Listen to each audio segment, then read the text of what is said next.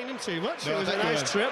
Tell me as well, Michael, because you've come through some of the supporters outside the ground. Was everything very peaceful? Very peaceful. There was obviously some intent in their voice and the demonstration, what they wanted to get across, and what was obvious message. There was so many though. They locked the whole tunnel underneath that nobody could get anywhere and move around, but they certainly got their point, and everybody should listen to these supporters who've been through so much recently. Yeah, and actually, as you were talking there, Michael, the people to our left in the director's box all sat down and gave me a perfect view of Sir Jim Ratcliffe, actually, in a very dark green, olive green coat, hooded coat, just applauding and clapping his hands together as he sat down. He didn't wave at you, because I've seen some commentators wave to people in the box, but yeah, there you go. Not today, Michael. There is the whistle. Anthony Taylor is the referee. It is Arsenal who get us underway. They've turned Manchester United round, so Manchester United are attacking towards the Stretford end in the first half in this match, as Xerxes concedes a foul, just shoves over Gabriel, and it's a free kick to Arsenal just inside the Manchester United half. The Arsenal fans in great voice to our right, as the BBC World Service listeners join us here on 5 Live as well. So welcome to you, wherever you are in the world. It can barely be any nicer than it is here on a spring March afternoon in the northwest of England. And Arsenal in possession inside their own half, now 16 points behind the leaders. But Arsenal play 3 times now in the Premier League before Liverpool play again. So this is a must win for Arsenal. Rice back to the halfway line. Here is Odegaard, who scored 2 goals in the rout of PSV in Eindhoven on Tuesday night. Now here on the right-hand side, Timber. Here's young Nwaneri, the 17-year-old. Nwaneri moving infield. They're in the groove already, Arsenal here. The captain, Odegaard, quick move from him. Gets the ball back from Partey. Odegaard looks into the penalty area, doesn't deliver just yet. He's up against Eriksen there, just lays it back to Partey. Partey now, Arsenal looking to make a quick start here. Lifts the ball over the top, Nwaneri heads it infield, and then there in the middle is Lindelof, starting a Premier League match for the first time for almost a year, to stab it out of play for a throw down the right. What a start from Arsenal. Casemiro jumps on and leaves that midfield road on. The rotations were brilliant, and the man you talked about, Odegaard, started everything off. Manchester United 0, Arsenal 0. For many years, this was the Premier League's biggest match. Now, it's 15th against 2nd, as Timber has a little burst forward, but Dalot is able to block the run, get the ball back, and here's Christian Eriksen, as we say, in this sort of left-sided forward position. So in the 4-3-3 that Manchester United under Amorim like to play, he's the left-sided of the front three, with Xerxes through the middle, and Højlund on the bench after his long drought, not scored in 19 appearances. And so a substitute today, the young Dane. Nwaneri playing it back to Timber. Arsenal already dominating possession. Odegaard through the middle towards Merino. We'll run through the teams in full in a moment as Merino plays it through, but Rice can't reach that, and it's through to Onana. So the Manchester United team for this one. 2 changes from the side that Michael was commentating on with Conor McNamara in Spain on Thursday night, and they are Lindelof and Eriksen coming in. So Onana in goal, De Ligt, Lindelof and Yoro are the 3 central defenders. Manchester United trying to pay it out from the back, but the Arsenal press is good. However, Manchester United have been able to play around it, although Dalot's ball is deflected back into the United box, forced to Merino, but Onana just there first, just outside the 6-yard box. Yeah, they're not comfortable, are they, when they're playing out? Arsenal just jumping on top of it. Merino almost gets an opportunity, realised the goalkeeper was just going to gather it, but they've got to be careful, they've got to try and play over this for me. Yeah, so that is the 3 for United at the back. You're on the left, Lindelof in the middle, and De Ligt on the right. Then Dalot on the left, Mazraoui on the right as the wing-backs, Casemiro and Fernandes in the middle.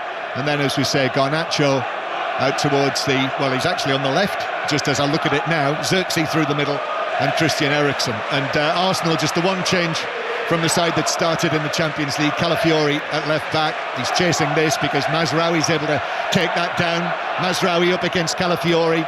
First meaningful Manchester United attack of the match. We're in the 4th minute. It's 0-0, and United go back to the halfway line. So Arsenal with Raya in goal, Timber, Saliba, Gabriel and Calafiori. Partey with Odegaard and Rice, then Nwaneri and Trossard and Merino through the middle. Here's the ball into the Arsenal penalty area, which is thumped away downfield by Saliba, and possession will be picked up by Yoro. Back to the Women's FA Cup quarter-finals, Chelsea Crystal Palace. Sohail Sahi. Chelsea are through, John, to the semi-finals, beating Crystal Palace by 1-0. Lauren James with the moment, and Chelsea remain unbeaten in 27 games across 4 competitions this season. Full-time, Chelsea 1, Crystal Palace 0. And also all over in the Arsenal-Liverpool tie, Victoria Polly.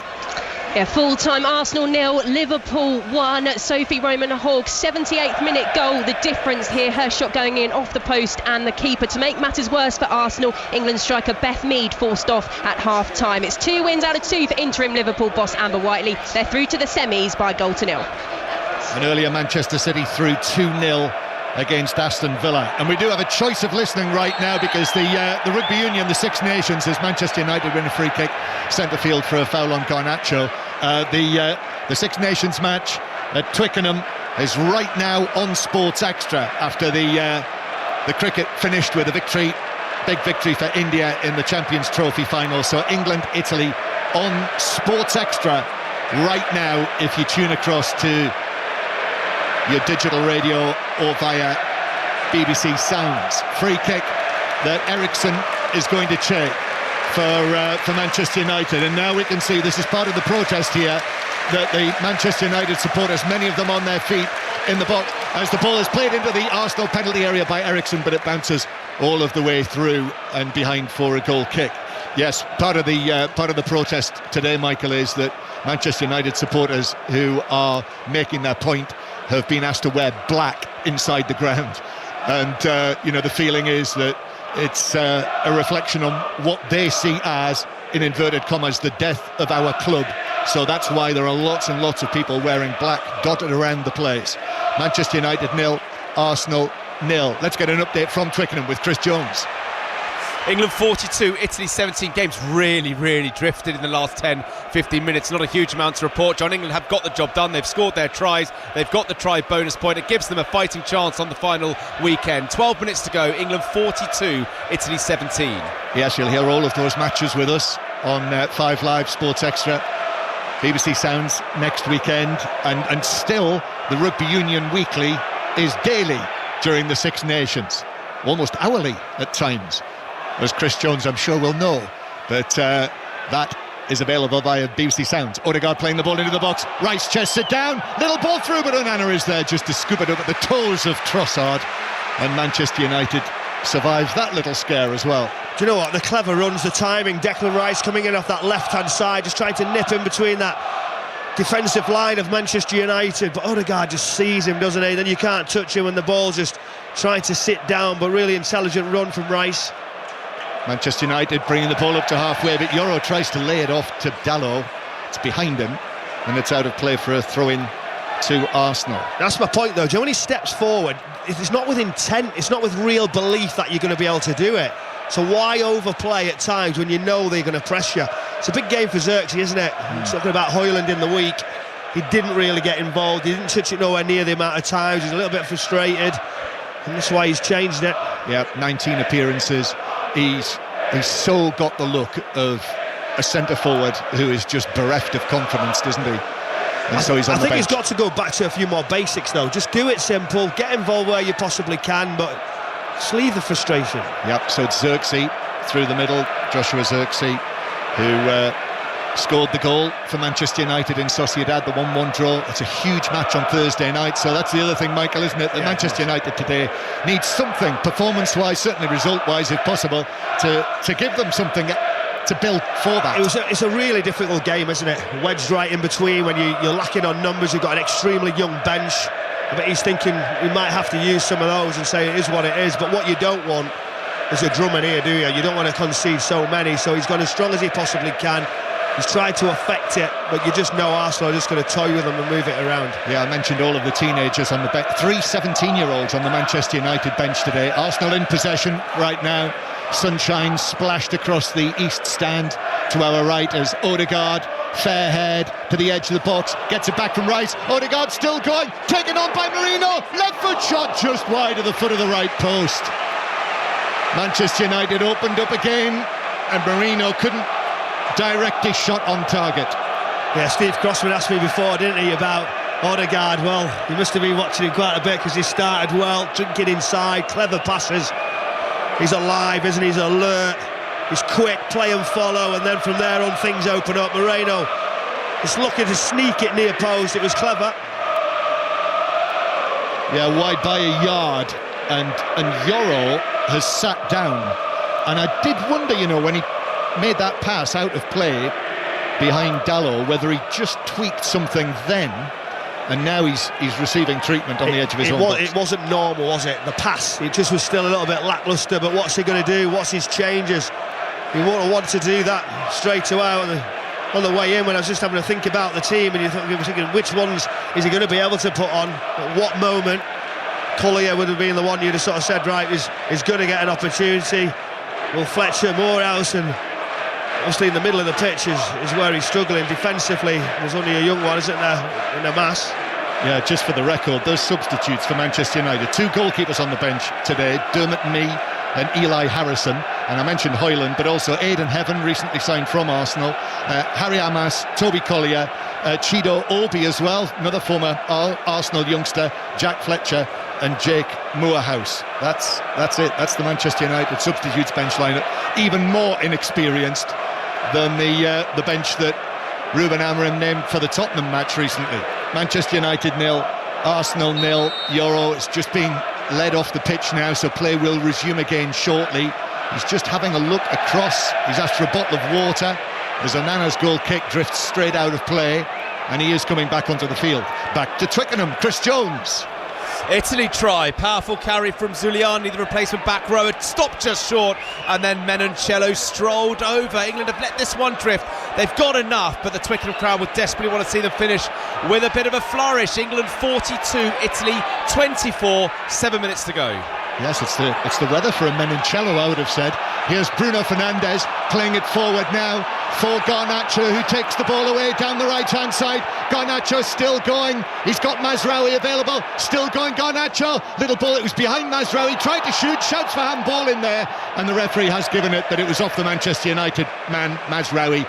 And it is a free kick to Arsenal, 0-0. Yeah, Garnacho can cause lots of problems. Quick, aggressive. And when you put the ball across, you've got to be a little bit better with the quality. At times he just has his head down, doesn't really look and have that composed feeling. That's the next step for him.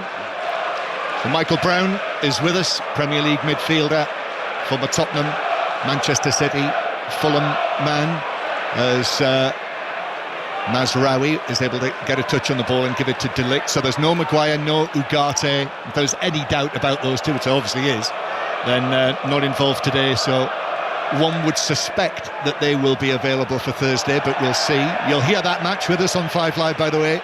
Manchester United against Real Sociedad. European commentaries Tuesday, Wednesday, Thursday. Promises to be a tremendously exciting week. You'll be at an exciting game, which any particular one? I will be. I hope I'm at an exciting game. I'm going to be at Aston Villa, actually, against Club Brugge, to see if Villa can take their place in the quarterfinals. As Calafiori, with that long hair, plays the ball out towards the far side. Trossard, then back to Declan Rice. Rice drives it forward. Odegaard, who looks like an absolute bag of tricks already in this match. The Arsenal captain twists to the left, now to the right. He's got Timber there as well. Timber back to Odegaard. Odegaard shuffles his way past Eriksen, then stabs it forward. Timber trying to get there. Dalot just got onto it, just got ahead of him. Timber, got goal side of it and was able to take the ball away and clear it to the halfway line. Arsenal looking dangerous, Michael. They look slick, don't they? When they get the ball, they've got an option, they've got somebody in different areas. I think that's what Mikel Arteta has done for them. So he's made them aware of situations, little triangles, little areas where somebody's got to come off the line. Tactically very good, we know. Very open now, stretching Manchester United. So back 5 United are all in one line. This is the 3rd time they've played each other this season. If you remember, before Christmas, it was Ruben Amorim's first defeat when they lost at the Emirates, when Arsenal scored second-half goals through Timber and Saliba, and here is Timber in possession. More recently, of course, Manchester United knocked Arsenal out of the FA Cup in the 3rd round when Dalot was sent off, but they came through on penalties. Here's Odegaard. Odegaard, who had a penalty saved in that match, actually, before he did score his penalty in the shootout. Back it goes to the halfway line to Saliba. Ranieri turns, but Yoro is quickly in there. Good tackle. Now Bruno Fernandes over the halfway line. Bruno Fernandes, his pass forward to Garnacho. Garnacho shoots across goal, and no one's in the middle. Xerxes is able to take up possession, though, in the opposite full-back position. Xerxes back to Dalot, and then Yoro near the halfway line. And then they go square, and you can hear the reaction from the Manchester United supporters. They wanted United to go at Arsenal there. And here is Dalot once more, but Arsenal are back in position now. Casemiro, a little pass, breaks down on the edge of the box. Now it's Arsenal who counter-attack with Odegaard, but he's not got too many blue shirts ahead of him. Slips the ball between the legs of Dalot, and then Ranieri is upended by the challenge from Bruno Fernandes. I'm just having another look at that. It's just ridiculous, isn't it? That little nutmeg. Very, very cute, clever, confident. But now just looking at it, when you talk about Manchester United want to put pressure on, those runs in behind, it was good by Garnacho. If you just watch Gabriel, your centre-back, he doesn't get involved. He just thinks, you know what, I'm just going to leave them to it. I'm just going to go back in central, cover that space, wait for the danger to come to me. You don't have to do much when you've got that understanding of the pitch. Manchester United 0, Arsenal 0. Rice now upright, looks up, gives the ball to his left to Calafiori, driven across and deflected by Mazraoui behind for an Arsenal corner, first corner of the match. They've not scored a corner from in their last 6 Premier League matches, Michael. Are you suggesting they've not been working on them, or are you? Are they not working? Is he under pressure? It might be only a matter of time. Yeah, you might be thinking, well, and here he is. I think we know he's up, isn't he? Yeah, Nicolas Joubert is up. And there's one team who don't like corner kicks against them, and it's Manchester United. Yes, they don't like it up, and as Corporal Jones, I think, used to say, it's a corner then for Arsenal from the left-hand side. And Declan Rice, who is so good with his delivery, just steps away, just moves a little bit of something like your TV equipment. Rice plays it in, and Onana comes in the 6-yard box, gets a punch, and then flops down onto his front. Odegaard's able to take it up, gives it back to Partey, and now Timber back to Partey in the full-back position. Here's the cross. Onana came. Xerxes was there to head it away. Arsenal have got Manchester United pinned right back into their own box now. Another ball into the area by Trossard. It's a high one to the back post, stretching away with a head from Dalot. Comes down to Partey, who's going to allow it very coolly to run out of play for a throw into Arsenal down the right. Manchester United, as they say, under the pump. Yeah, Partey is a little bit clever, letting it go through his legs, if to say, I'm all right, and just wait to set it up, try and build from this throw-in in that right-hand corner. The Manchester United are set, and I think they did all right in the week. You know, they've had a lot of criticism. Results here where they've really struggled, but in the week they were organised. They were good out of possession. They rode the luck of touch right at the end, but I think there was some positives for them. Yeah, an astonishing 7 home Premier League defeats this season for Manchester United, as Arsenal take this throw back to the halfway line, and Xerxes concedes another throw-in. I mean, all of the various facts and figures and numbers just almost all look so bad for Manchester United. Bruno Fernandes does well, under pressure, stabs it forward with his toe end to Garnacho. Mazraoui making ground on the right now. He's up to the edge of the box, but his cross hits the defender. It was Gabriel who was back in there, and it bounces down into the path of Calafiori, who's able to clear it away. It's allowed to bounce by Lindelof, and then up gets Marino, having been challenged by Lindelof, appealing to referee Taylor, but nothing doing. You see Anthony Taylor then, he sort of just went like, come on, get up, no chance. Do you know, like, it's just to say, you're not getting anything for that. 0-0 it is. 5 Live on this latest Premier League Sunday. This time next week it'll be a 5 Live Carabao Cup final Sunday. Very much looking forward to that. Join us for that next Sunday afternoon, plus all of the Premier League commentaries as well. But it's like a Wembley Cup final day here at Old Trafford, isn't it? As the ball is played back by Yoro to Onana, and De Ligt back to Onana again as Arsenal press. Then Xerxes, his ball gives possession back to the blue shirts of Arsenal. I wonder if Steve's going to be joining you on the Sunday at Wembley. Yes, he is. Yeah, he's going to be there. It's a Wembley showpiece. Of course he is. Here's Rice. Now to Calafiori.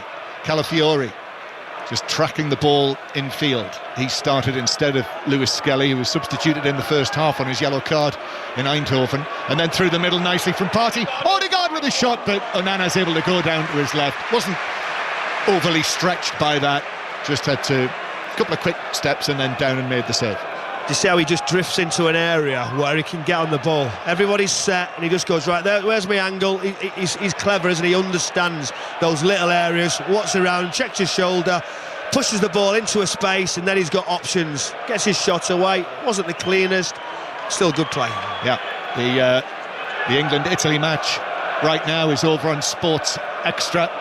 And there has been another goal in the Scottish Cup quarter-final at Celtic Park with you, Kenny Crawford. Yes, game over here, John, because it's now Celtic 2, Hibs 0 in the second minute of added time.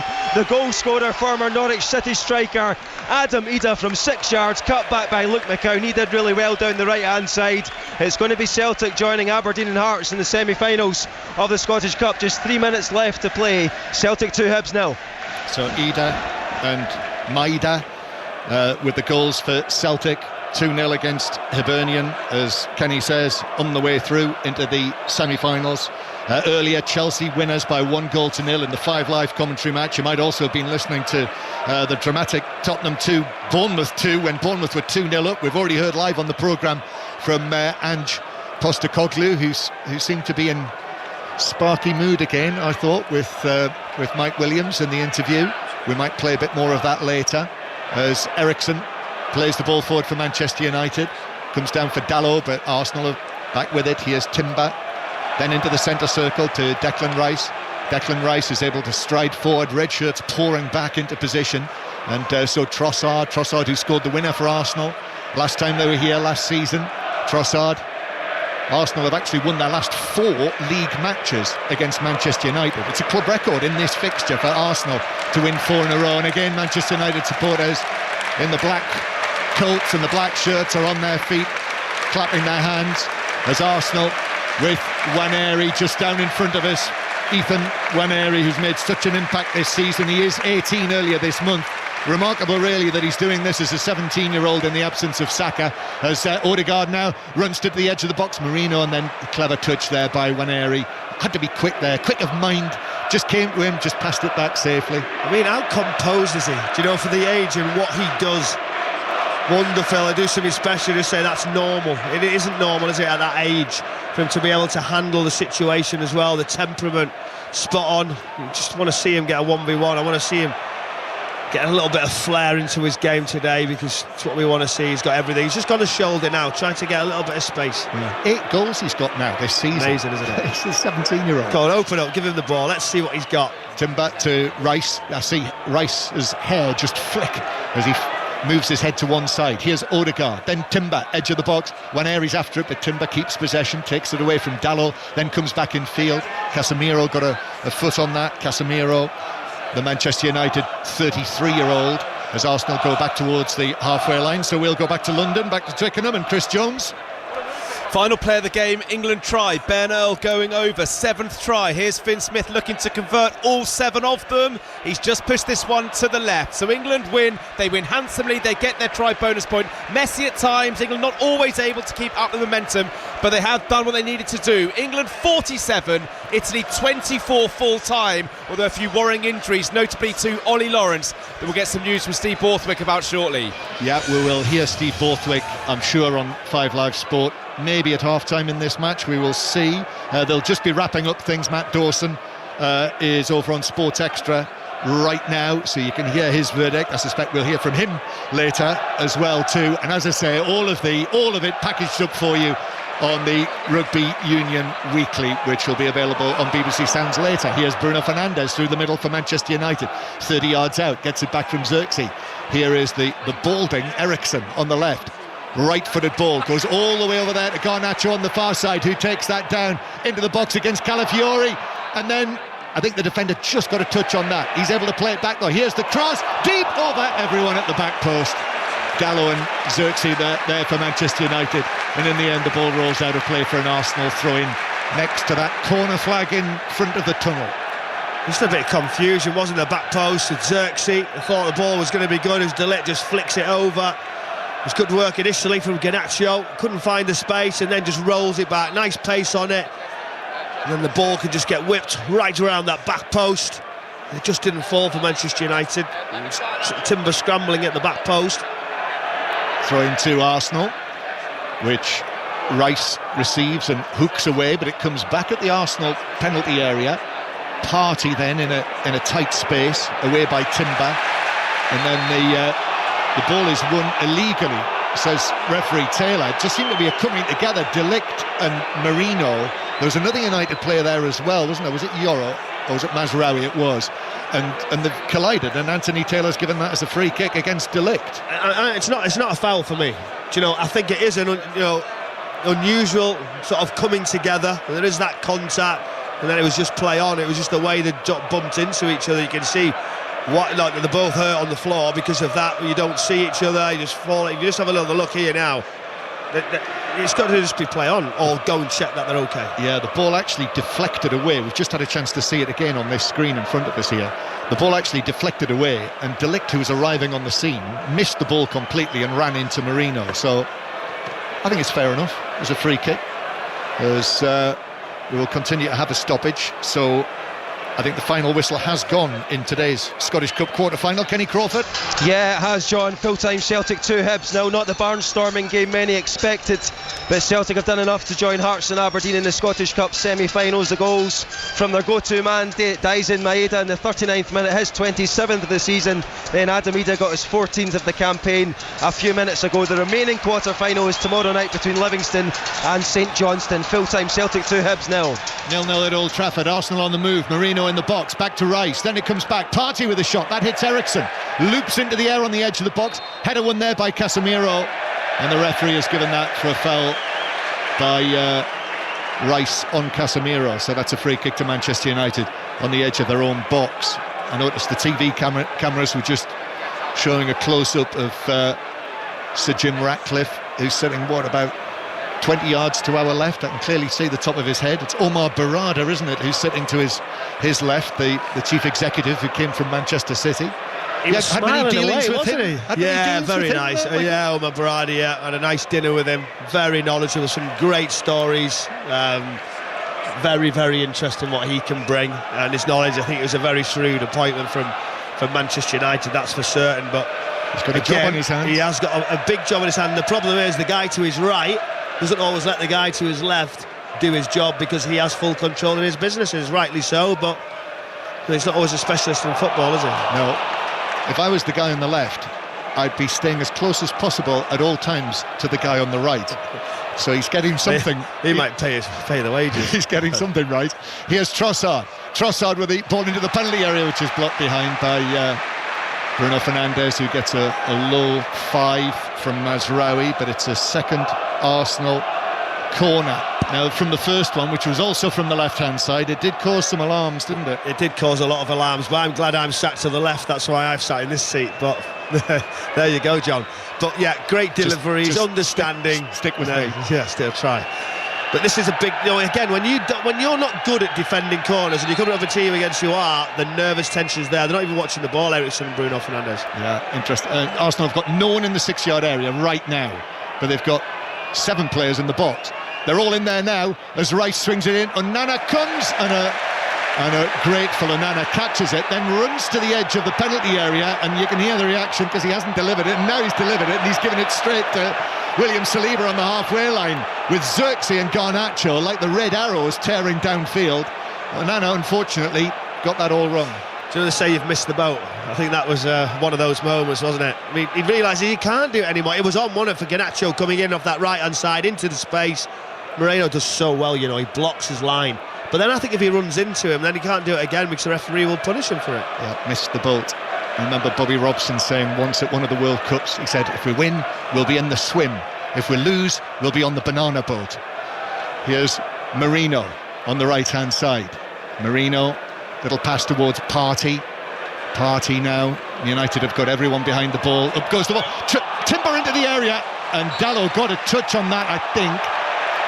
In any case, Dalot came across with the Lindelof came across with the block, but I think referee Taylor said that struck him on the hand. Yeah, possibly just did it. But do you know what? There was a pause and a wait, and then the run from the right-hand side. He just sort of sneaks in. It's brilliant timing. Partey just sees it, so tight, brilliant run. That touch, maybe it just comes off the floor and hits him into the arm. And Arna shouts straight away, so we get another look. So it does. It did. Yeah, it was a good spot by referee Minimal. Taylor. It flicked the ends of his fingers. And Arna makes sure of that, doesn't he, with his hand up straight away. But he got to the other side. He done really well. It's a great ball, great run. Yeah, another Onana clearance goes straight out of play, and the Arsenal supporters are making the most of that. Arsenal playing it back to Raya. He's been a virtual spectator, hasn't he, David Raya? Great touch. And that was in very much in contrast with Onana there from Raya to Nwaneri. Beautiful touch from him, halfway inside his own half, but he set Calafiori off, and Calafiori's passes all the way across the penalty area. Marino couldn't get there. He's doing his best, but it was beyond him and behind for a goal kick. Yeah, it was good run. I don't mind that, you know. I know people say it was a wasted pass, it was too big. But when you're coming for such a long way, when you're travelling for long periods, it's a great ball. But you know, it's one of those. It's just the timing of runs and understanding. Just went away. Manchester United 0, Arsenal 0.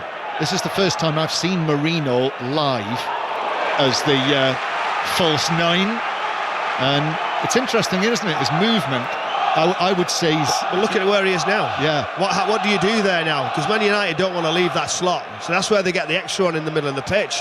Yeah, that's where they can punish you. Marino was, 15 yards inside the half. Yeah, there were several players further ahead of him. Marino, who he said, didn't he, he'd never played this role as a professional. He last played up front as a 9-year-old. I bet you will. Yes, of course he will. Yeah. And he's doing okay.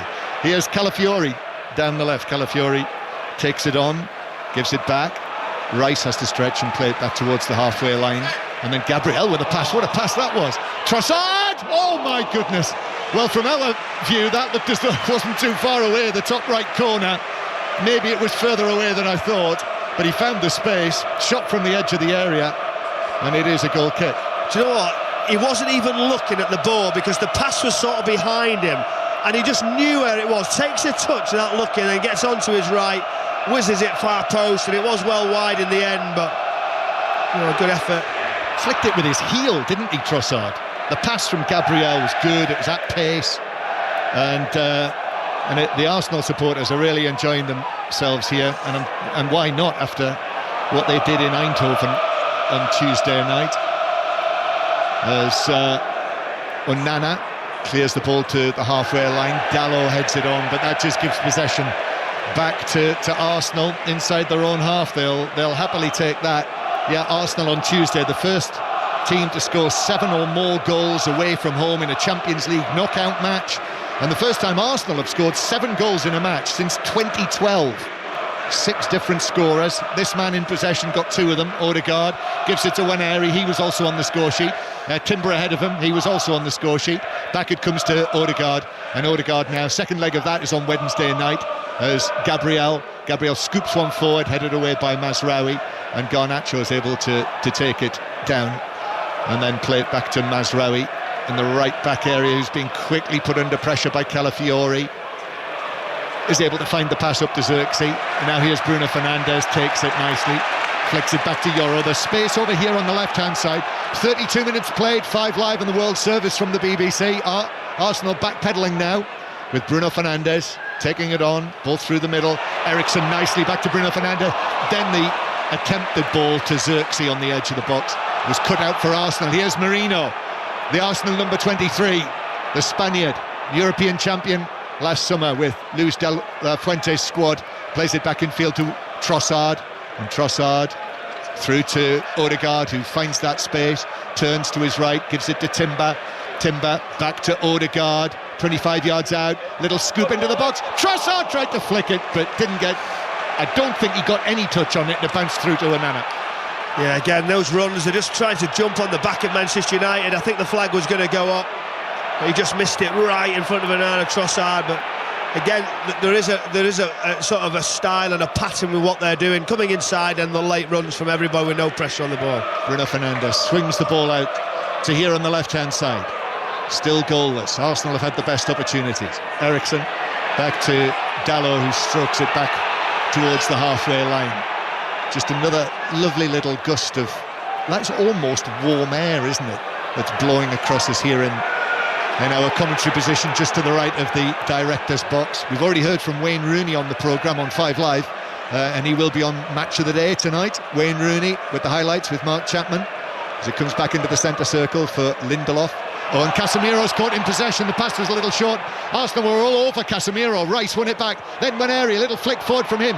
Merino to Odegaard. Odegaard 25 yards out on his left foot. Shoots, and it's blocked by the backside of Eriksen on the edge of the penalty area. That's an escape as well for Manchester United.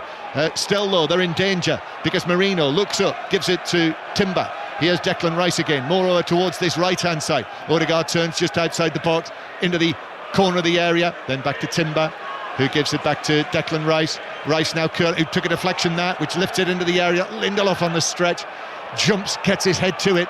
Dalot takes it down, very nearly lost possession to Trossard, and then eventually is able to see it out of play for a throw-in, which is given Manchester United's way, but you can hear the Arsenal fans who are right above that disputing it. Look how deep Manchester United are. Everybody back just outside their penalty area. Even Xerxes was going back to help.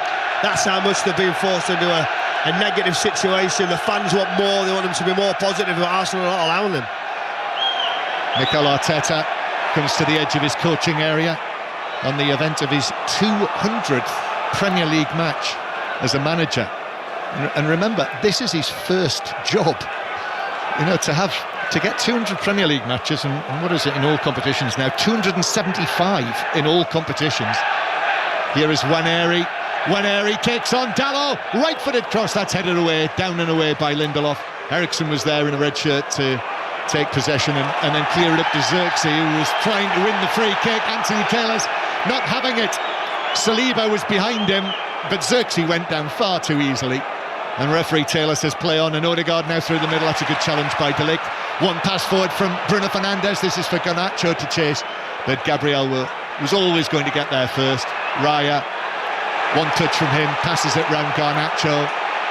Most of the Manchester United players still inside their own half, so Rice can just walk it to the halfway line. Do you blame them setting up like this? Do you know, because the supporters are getting frustrated that there's nowhere to go. It was just one long ball, wasn't it, from Garnacho, and then they had to defend again. Here's Merino just outside the penalty area, receives it from Odegaard. I don't know how many touches Odegaard's had in this match. This fellow can't be far behind. Nwaneri, end of the penalty area, trying to work her way through, bounces away from him. Dalot's able just to dig it away. Comes from Partey. Partey's pass is kept in play by Timber.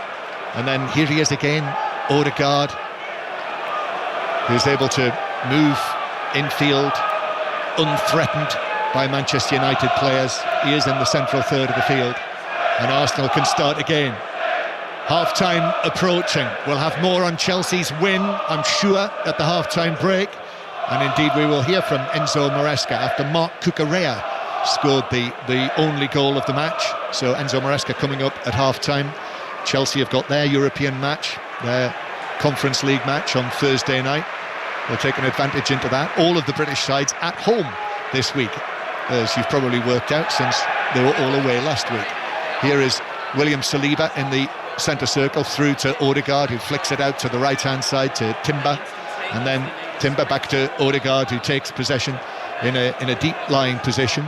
And then with Casemiro coming across, he uses Partey, and Partey's lovely ball to Timber. Nwaneri just outside the box, little shake of the hips from him, and then Odegaard curls it in towards the edge of the box. Flick from Rice, perfectly into the path of Calafiori. Rice then overhits the ball through for Trossard, and it's all the way through, and Rice apologises to Trossard, and then actually stretches out.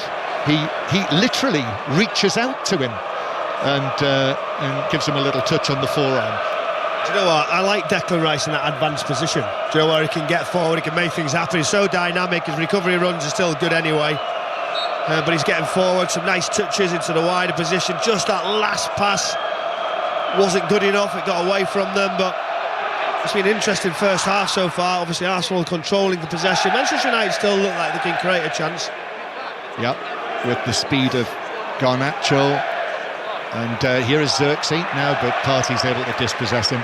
Odegaard instantly says, give the ball to me, but Declan Rice goes back into his own left-back position to Calafiori, who turns and has a little run forward, and then the ball finds its way to Timber, just in front of where Ruben Amorim, in what looked like a very tight pair of sort of fawny grey trousers, short as well, aren't they, in the Eric Ten Hag style? They would be for you.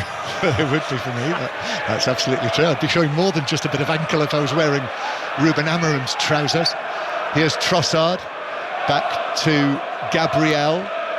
Gabriel puts his foot on the ball, and then Trossard drives it back into the centre circle to Saliba, and now Timber just allows it to run, but when Area come back from an offside decision and puts his palms apart.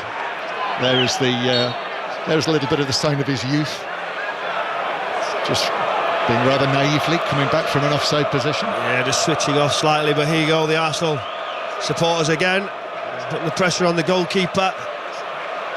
But I just think, it could have been a lot worse for Manchester United, the way Arsenal have gone at them, the way they started the game, and now they sort of understand where the shape is and out of possession, what's expected of them. Can they keep it up? Legs. I think from Arsenal point of view, I think they've got to speed it up, make it quicker, make the game end to end. That suit them more as the game goes on. Doesn't say much for Manchester United, does it? When you talk like that, Michael, when we're sitting here at Old Trafford watching this team play, as Merino rides the challenge from Euro, took a touch off the head of Eriksen, which runs back into the penalty area, and Onana is able to come across and pick it up as Lindelof comes and gets the ball from him. So it's Merino. Merino's got the job of trying to close down Lindelof, just passes it to De Ligt to his right, and Garnacho. United forward players not really able to get into the game. Xerxes, really, no, we've seen him in a defensive role. He's just waiting to get any sort of thing on it. But do you know what? You've got to react to what you've got, where you are at this moment in time, and that's been the criticism of the manager. He says, well, this is what I do, I will not do anything different. And if you've got to stay and wait, and so be it at times, and you can still win the game by doing that. Mourinho did it for years, didn't he? Yeah. So Arsenal, second place in the Premier League, having finished as runners-up in each of the last 2 seasons. Mikel Arteta watching on as Odegaard tries to go around the outside of Eriksen, and again looks up and sees Eriksen closing him down. Bruno Fernandes comes across, so it goes to Declan Rice, who's able to turn and pass the ball into the path of Calafiori, who's crossed into the area, away by the stretched left leg of Lindelof, and then a foul by Partey in centre field on Xerxes, who's down on the ground with his hands on his face, and it's a free kick. Although Partey is protesting about this, Bruno Fernandes, you won't be surprised to hear, has a word about it on his way past, but it's a free kick to Manchester United, and the score remains 0-0 with 3 minutes of the first half to play. Yeah, the arm could have just swung his way, couldn't he? In the side of his head, and get another little look at it, and it's probably more than that, but it will be a little bit painful, something I think he'll be able to carry on, that's for certain. But he done well there as the number 9, coming back in to try and keep it alive, give yourself something. He's working off scraps, he's working off anything just to try and gain some momentum for his team. So we've got a little break here. Manchester United 0, Arsenal 0. We'll have more on England's big win against Italy at half-time. And I would imagine as well India's win in the Champions Trophy in Dubai, as Xerxes continues to receive treatment. Mikel Arteta, hands in his pockets. He said when he was asked the other week, last week I think it was, wasn't it, whether he'd concede the title, said, over my dead body, not until it's mathematically impossible. But there he is down on the side of the pitch. Mentioned it's his 200th match in the Premier League. He's won 118 out of 199, and you know, when you compare that to 2 of the great managers of these clubs, so Arteta 118 out of his first nearly 200, Sir Alex Ferguson 122 wins from his first 200 Premier League matches, and Arsene Wenger 110 wins from his first 200. So when people talk about Arteta, you know, are they going to take the extra step? Can they do that? I think that's an interesting comparison. I do find it a little bit odd that he gets some criticism, regards to they're not doing this, they're not doing that, why they're not winning the title. They've got some seriously strong opposition. I think he's took them a long way, he's took them extremely close. He's talking about those stats, what he's done, the style of that he approaches games, and I thought you were being a little bit mischievous asking me when you're talking about 200 games, when you're sort of saying how much time has he had in the job. Is that where you were going with it slightly to regards to the comments? Really. I'm just making the comparison, really. Because people will say, if they're runners-up 3 seasons in a row, but listen, let's see what they do in the Champions League as well. As Peter saying that Amram's saying he might not have that time because it's Manchester United. Xerxes has received lengthy treatment here, so he's gone through all of the various checks after he was caught by Partey's arm.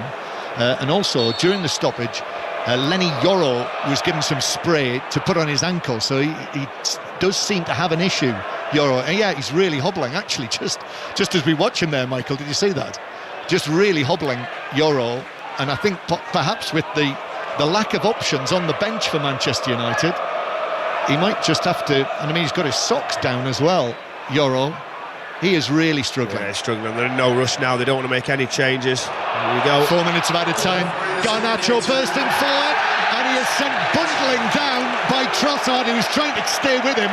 He was just 3 yards outside of the penalty area, fell into the D on the edge of the box. That's a free kick, and it's a yellow card for Trossard. That's in a brilliant area as well. That's what pace does. Determination, driving right through the centre. Trossard just trying to get anywhere near him. How much contact, I'm not sure, but whenever you touch anybody in that situation, you're always going to receive a yellow card, and he doesn't really make a challenge, does he? But it's just like a collision, a coming together. You've got to stay away or you're going to receive that yellow card, and he did. Well, this is a potential lifeline for Manchester United at the end of this first half. Say lifeline, it is 0-0, but they could easily be down in this match. But it's a free kick. You know what Bruno Fernandes can do from these kind of situations. There were options, but it's going to be Bruno Fernandes. I tell you what, it's a big wall as well, down that near side to go over the wall to beat him near post. He's just setting that up now. They're having a look.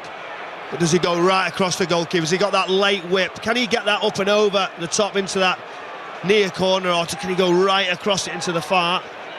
Well, Raya is right down on his haunches, as though he's lining up a putt down next to the foot of his post to make sure that wall is lined up properly on the right-hand side of it. But Bruno Fernandes is ready now with the free kick. Raya standing very right of centre. Bruno Fernandes goes and scores! He found a way over that Arsenal wall, and Raya was stranded. There was no way moving to his left he was going to get there. Once he got it on target, there was a very good chance Bruno Fernandes would score that. That's exactly what he's done. That is just what Manchester United and Ruben Amorim needed. 1-0 against Arsenal. What a finish, what quality. At times he just leads Manchester United from that captaincy spot. He gets criticism, but he has the quality, he has the belief. He scores important goals, and the wall's creeping, it's jumping, but the quality of it right over the top. We could argue the goalkeeper's start position is too far over. He doesn't get back across when you have another look at it. But still, that head down, that motion, he delivers right on half-time. I think, Michael, Raya was confident, like you, that he wouldn't be able to get it up and down. But, my goodness, he did. But again, the starting position was too far across. It wasn't right in the corner. So at that point, he actually, if you see, just as he was about to take it, he doesn't trust his judgments. He steps already across. He started too late. It was actually an invitation from Raya.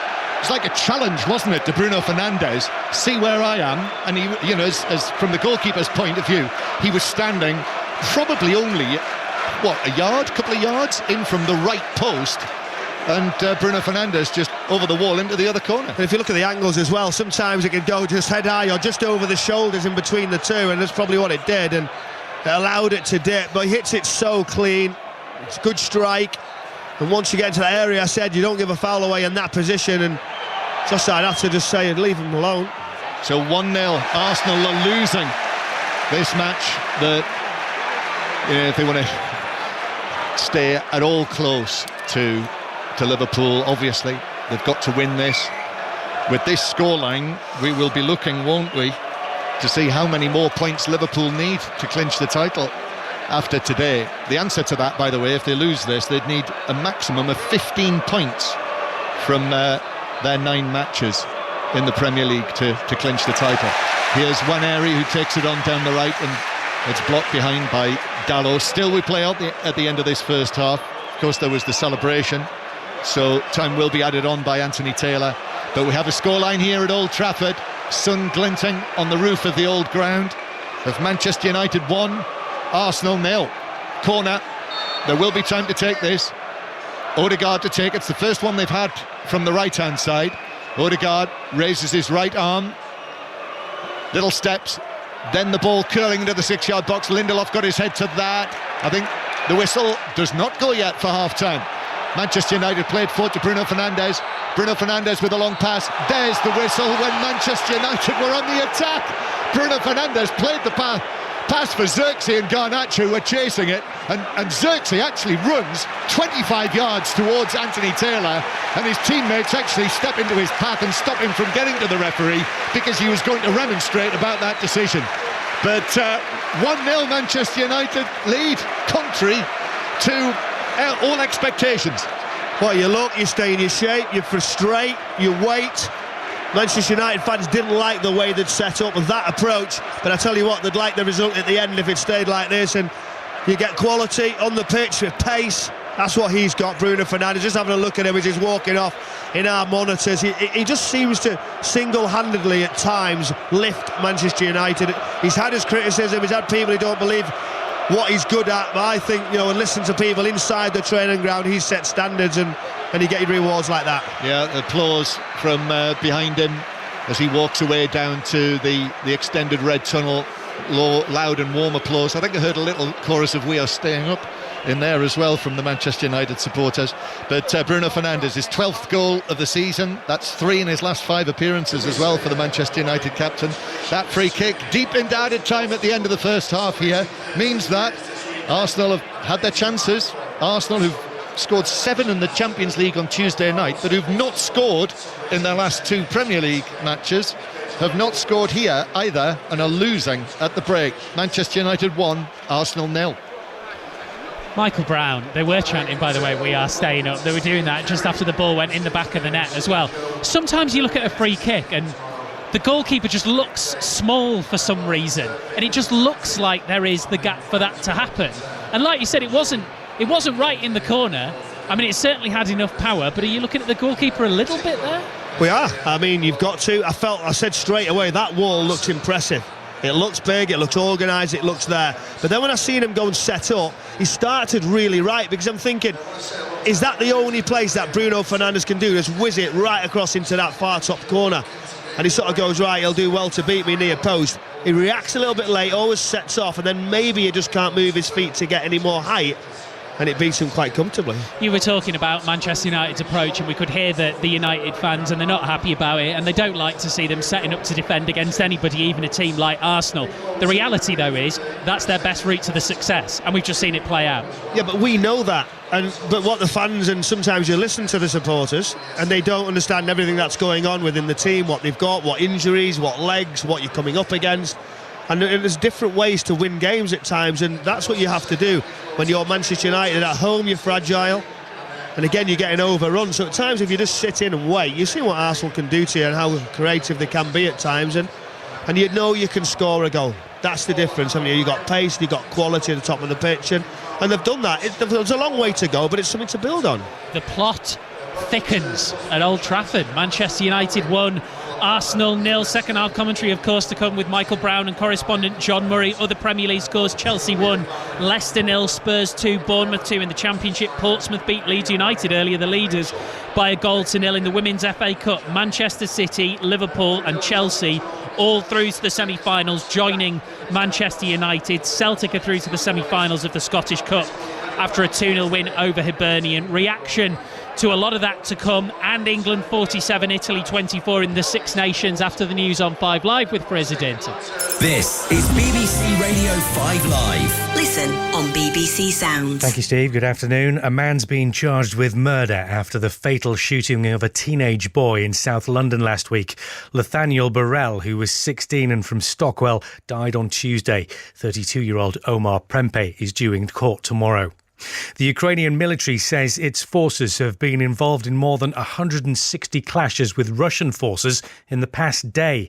Moscow has intensified its attacks after the Trump administration said last week it was pausing all US military aid to Ukraine.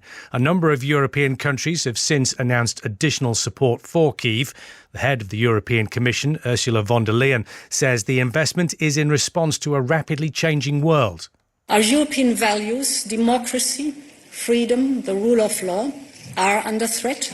We see that sovereignty, but also ironclad commitments are called into question. Everything has become transactional. So the pace of change has accelerated, and the action that is needed has to be bold and determined. Israel has announced it's cutting off electricity supplies to Gaza immediately in a bid to put pressure on Hamas to release more hostages. Last week, Israel stopped food, fuel and other aid from entering Gaza. Labour is promising what it's calling a radical shake-up of the civil service. Under the proposals, underperforming staff could be given incentives to leave and senior staff will have performance-related pay. Dave Penman from the Civil Servants Union, the FDA, isn't convinced. This isn't really about big whole-scale reform. Of course, in every organisation you have people who don't perform well, but every civil servant who is recruited to the civil service has to go through external recruitment. They have to compete for that job. Every time they're promoted, they have to compete for that job. So it's already a process where people are competing and you get the best rising to the top. And bereaved families and communities across the country have been taking part in events to mark the 5th anniversary of the start of the COVID pandemic. Called a day of reflection, the government described it as a chance for people to come together for those to remember those who lost their lives as a result of the virus.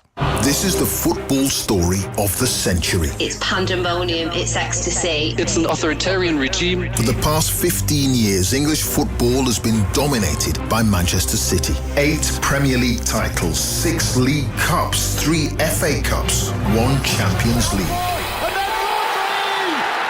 And more than 100 charges. Somebody turned up at the Etihad Stadium and effectively served papers. I'm Clive Myrie, and this is Football on Trial, the Manchester City charges. They believe they've got irrefutable evidence. Listen on BBC Sounds.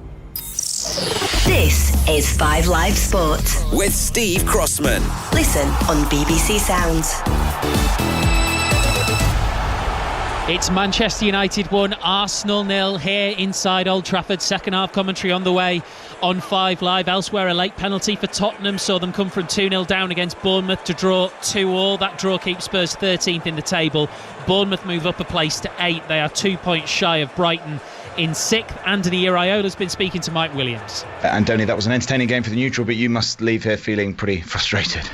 Yes, disappointed, no, as you said, no. Before coming here, probably it's not the worst result, a point here against this team, but considering the performance, no, we had especially, the feeling is that we've lost 2 points today, yes, definitely.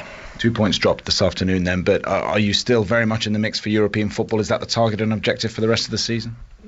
I hope we are in the fight, but still we have to earn it, no? I think we are performing well, playing well, but especially last games, to finish with 1 point from the games against Brighton away and Tottenham away with the performance we've had is very poor. It's very poor because I think we played two very good games, but big teams, teams that can achieve things like this, find ways to win with even less things, with less chances, and I think we have to be more efficient. Anthony Iraola, the Bournemouth manager. I thought the England manager Thomas Tuchel might be here at Old Trafford today. Instead he was at Stamford Bridge to watch his former side Chelsea move back into the top 4 of the Premier League. They beat Leicester City by 1-0. Their goalkeeper Mads Hermansen had saved a penalty from Cole Palmer in the first half, but then Mark Cucurella won it for Chelsea. Here's their manager Enzo Maresca. Fantastic win, fantastic performance. People struggle to understand how difficult it is when you prepare a game in one way and then the opposite, they come here and they change completely the way they play. Leicester all season playing line of 4. Today arrive here line of 5. So you need to change the plan, and the player they adapt very well. In terms of Cole Palmer, it's another game for him without a goal, but he missed a penalty. You sense it's coming? Cole is going to miss more penalties in his life because he's the one in charge. So he's going to score, he's going to miss. It's not a problem at all. And just in terms of Leicester, it's a club close to your heart. You'll be hoping they stay up in the Premier League. Absolutely yes. Because the owner, they are fantastic people, the best people I met in my life in terms of football. So they deserve to be in the Premier League.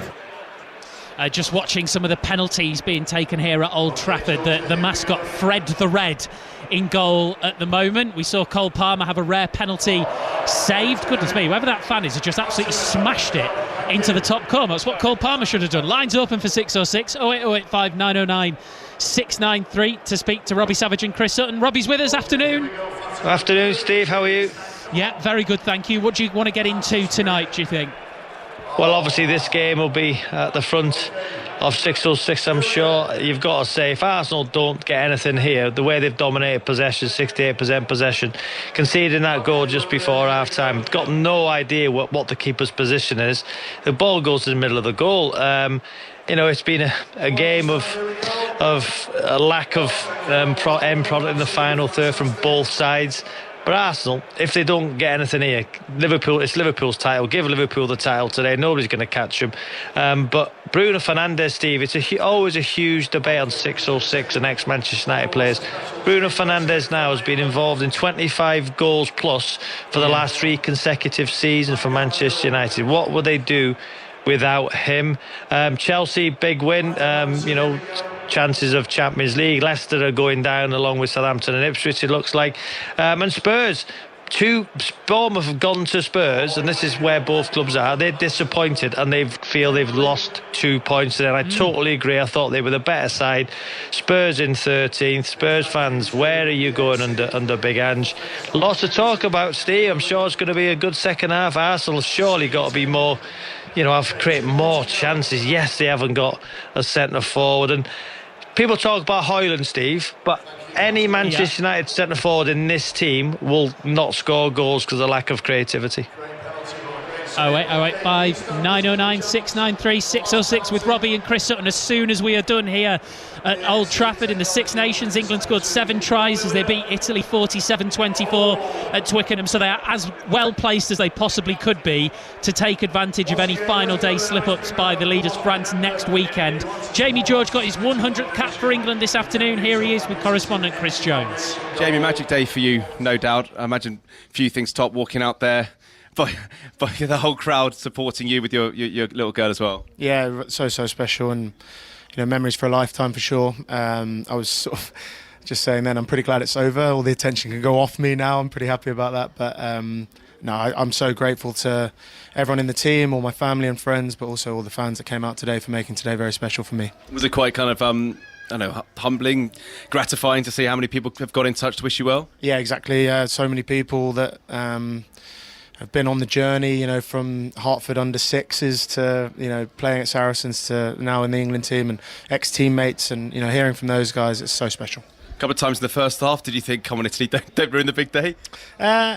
Generally, we felt in control. We didn't feel panicked at any stage. It was probably pretty clear what needed to be done, and we needed to sort of take control of the ball a little bit more. And when we did that, the blueprint of the first 20 minutes of the second half was pretty good. Yeah, that first part of the second half was when you took the game away from them. I imagine that was something that you're pretty pleased about. Yeah, and I think we can take a lot from that and learn from that. And like I said, probably the last 20 minutes of the game was pretty poor, if I'm honest. Both sides really, but to come away with a result like that is hugely positive. England's Jamie George with correspondent Chris Jones. India have beaten New Zealand by 4 wickets to win the Champions Trophy in Dubai. Captain Rohit Sharma top scored with 76. India chasing down 252 with 6 balls to spare. British number 1 Katie Boulter will face former Wimbledon champion Elena Rybakina later this evening in the 3rd round at Indian Wells. Let's bring in tennis correspondent Russell Fuller. He'll be bringing you commentary on Sports Extra from around 8 o'clock this evening. Russ, I suppose for Katie Boulter, this is about seeing how well her recovery from injury is going. Yes, it was only about 3 weeks ago, Steve, that she was sitting on a box at the National Tennis Centre in London with her foot still in a boot, just trying to hit some volleys to keep her eye in. Since then, she's made good progress, got a win over Arina Camelia-Begu in the first round, and now for the challenge of Rybakina, the 7th seed, a player who's been in very good form in the Middle East last month. And they will be on Stadium Court 2 on a perfect desert day with very little wind after Cameron Norrie has tackled the 10th seed Tommy Paul. Thank you very much, Russell. That's our correspondent, Russell Fuller. Both teams back with us here at Old Trafford. Then Manchester United leading Arsenal by 1-0. Michael Brown, this is going to be a very interesting second half, I think. Yeah, very interesting. It's how Arsenal approach it. I don't think Manchester United are going to change too much, are they, in their setup and system, apart from personnel. Steve, I know I can see that one. I'm leaving that to the boss man. It's not for me to announce the substitute, Steve. But, you know, from there on... Jim Ratcliffe. You've got to look after the man to your right. We've discussed that already, Steve. You don't cross. Right, well, we've been waiting to see whether the man that Manchester United signed from Arsenal might appear, but it's not Chido-Obi John Murray. No, it's not. It's Aidan Heaven, because as we mentioned in the first half, Lenny Yoro was struggling and he simply wasn't able to continue. So here is a moment for this 18-year-old who was signed from Arsenal in February that he will never forget, running onto the field for his first appearance in the Premier League. So he did make one substitute appearance for Arsenal this season in the Carabao Cup, has played for Manchester United last weekend as a substitute in the FA Cup, but he is on to make his Premier League debut at half-time for the injured Euro, and he's making this Premier League debut against the club that he's just left. So, same position, left side of the central defensive three. Second half underway. The score is 1-0 Manchester United after that late goal from Bruno Fernandes. Arsenal on the attack early, ball played into the edge of the box, and it's cleared away, and Xerxes very nearly got there ahead of Saliba, who was just able to take possession, then give it forward to Partey. Arsenal attacking towards the Stratford end.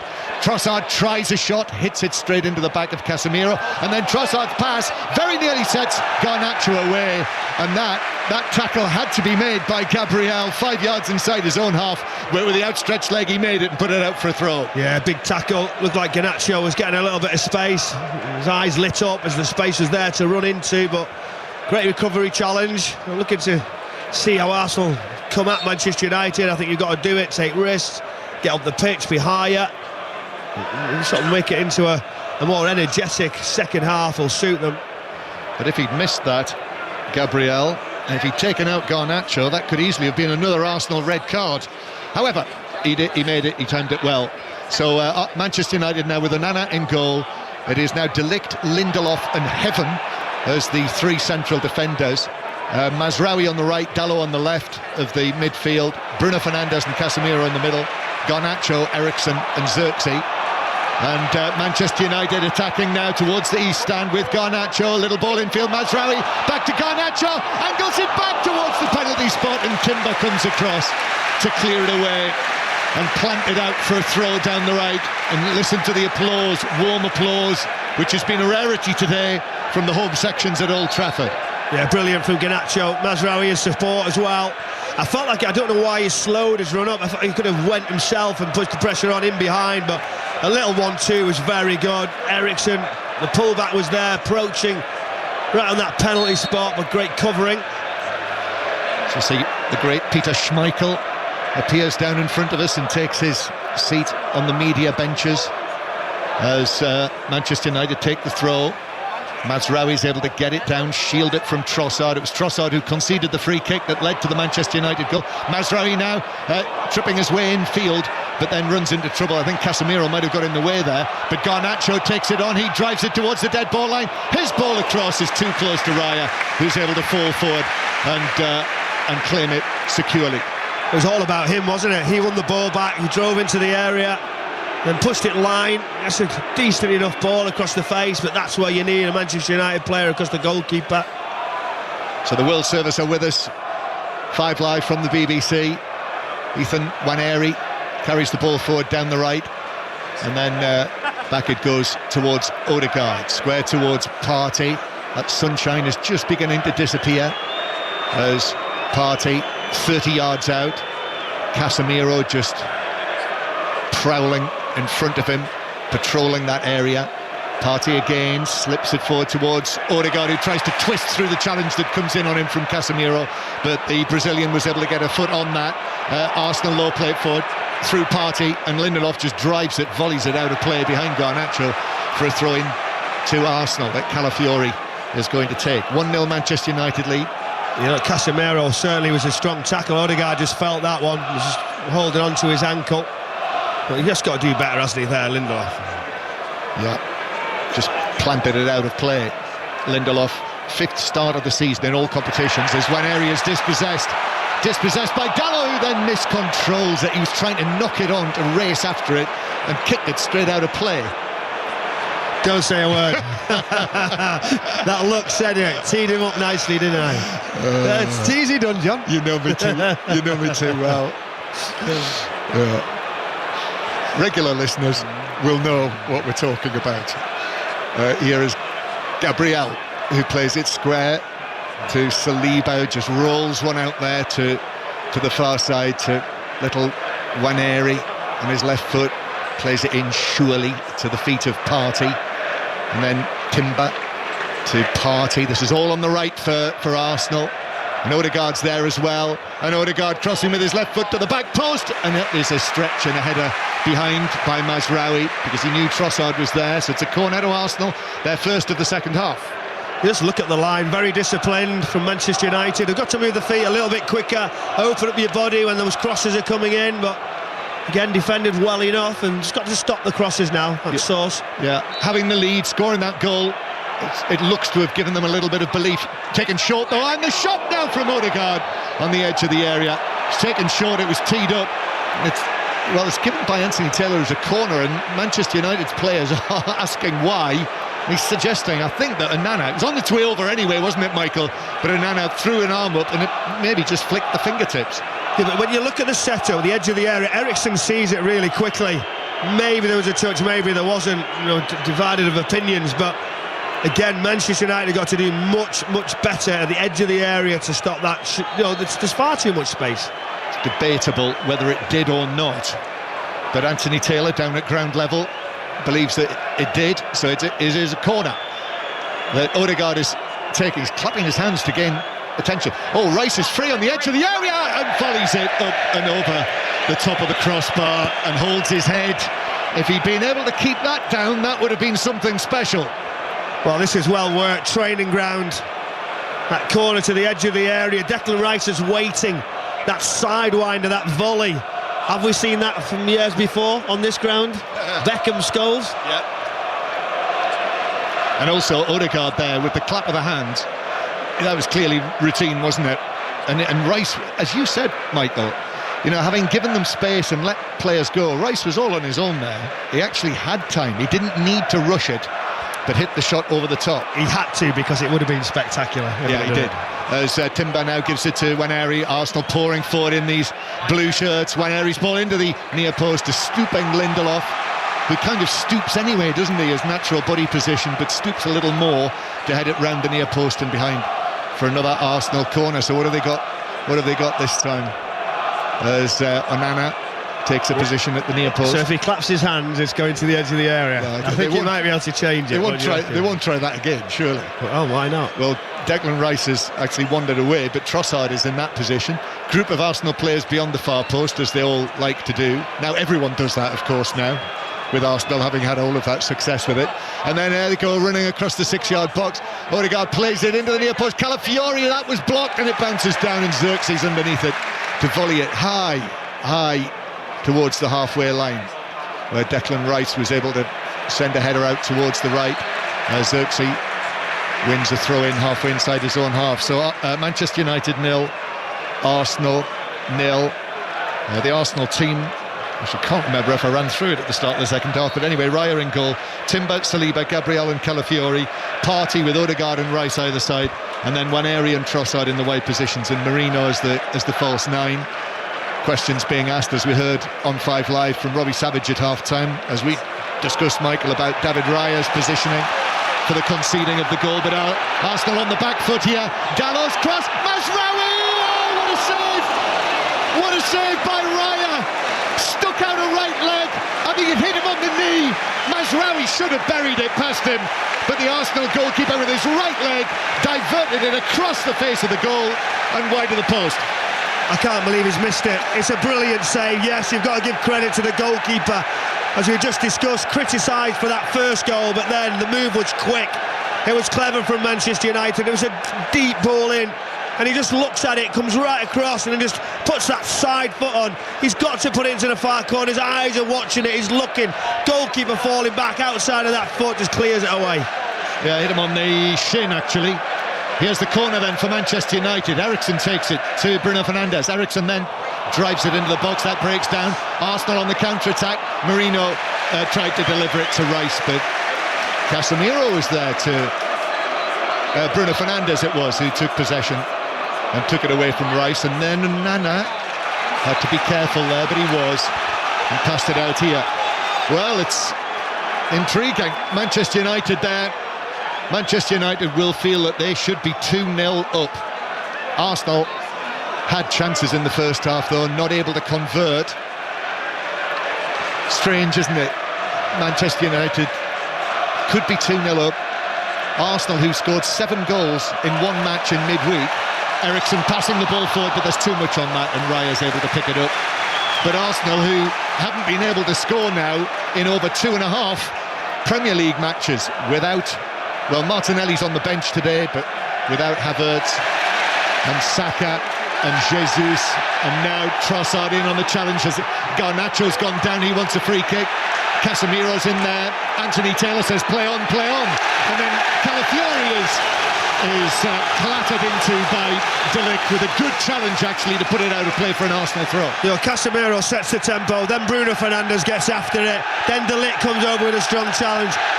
Do you know, it's not rocket science at times. Just give it a little bit more. Do you know, be aggressive, be harder to beat. That's what these fans want from Manchester United players. And after that, Mikel Arteta, with 10 minutes played in the second half, must-win match for Arsenal. Mikel Arteta has said to Gabriel Martinelli, "We need you now," and he's going to. He's just pulling on his Arsenal shirt with the navy blue number 11 on the back. Here's Odegaard for Arsenal over there in the full-back position. Comes back, and then they're ball in by Saliba, headed away by Mazraoui, comes out to Trossard. Trossard plays it back to Gabriel, square from him to Saliba, the two central defenders stationed halfway inside the Manchester United half as the visitors attack towards the Stretford end. Odegaard again, virtually on the right wing, twists complete 360 degrees, and a little bit more as well, and then gives it to Nwaneri. Nwaneri into the box, quick feet from him. Then back outside the area, Odegaard, left-footed cross, Rice trying to get there, headed away by De Ligt, comes down on the edge of the penalty area. Calafiori now on the stretch. And then Trossard runs it further away, but slips the pass. Odegaard with a flick into the area, but De Ligt read that, and it's cleared away towards the halfway line. Manchester United 1-0 up, 5 Live in the World Service. Lewis Skelly is going to come on as well for Arsenal, so it's going to be a double change. Rice just working a pass to Trossard. The Arsenal supporters chanting the name of the team relentlessly, urging their side on as De Ligt hooks one away towards the edge of the box, headed forward by Saliba, nodded infield by Calafiori, bounces down for Mazraoui, who should have scored with that chance, but Raya made the save.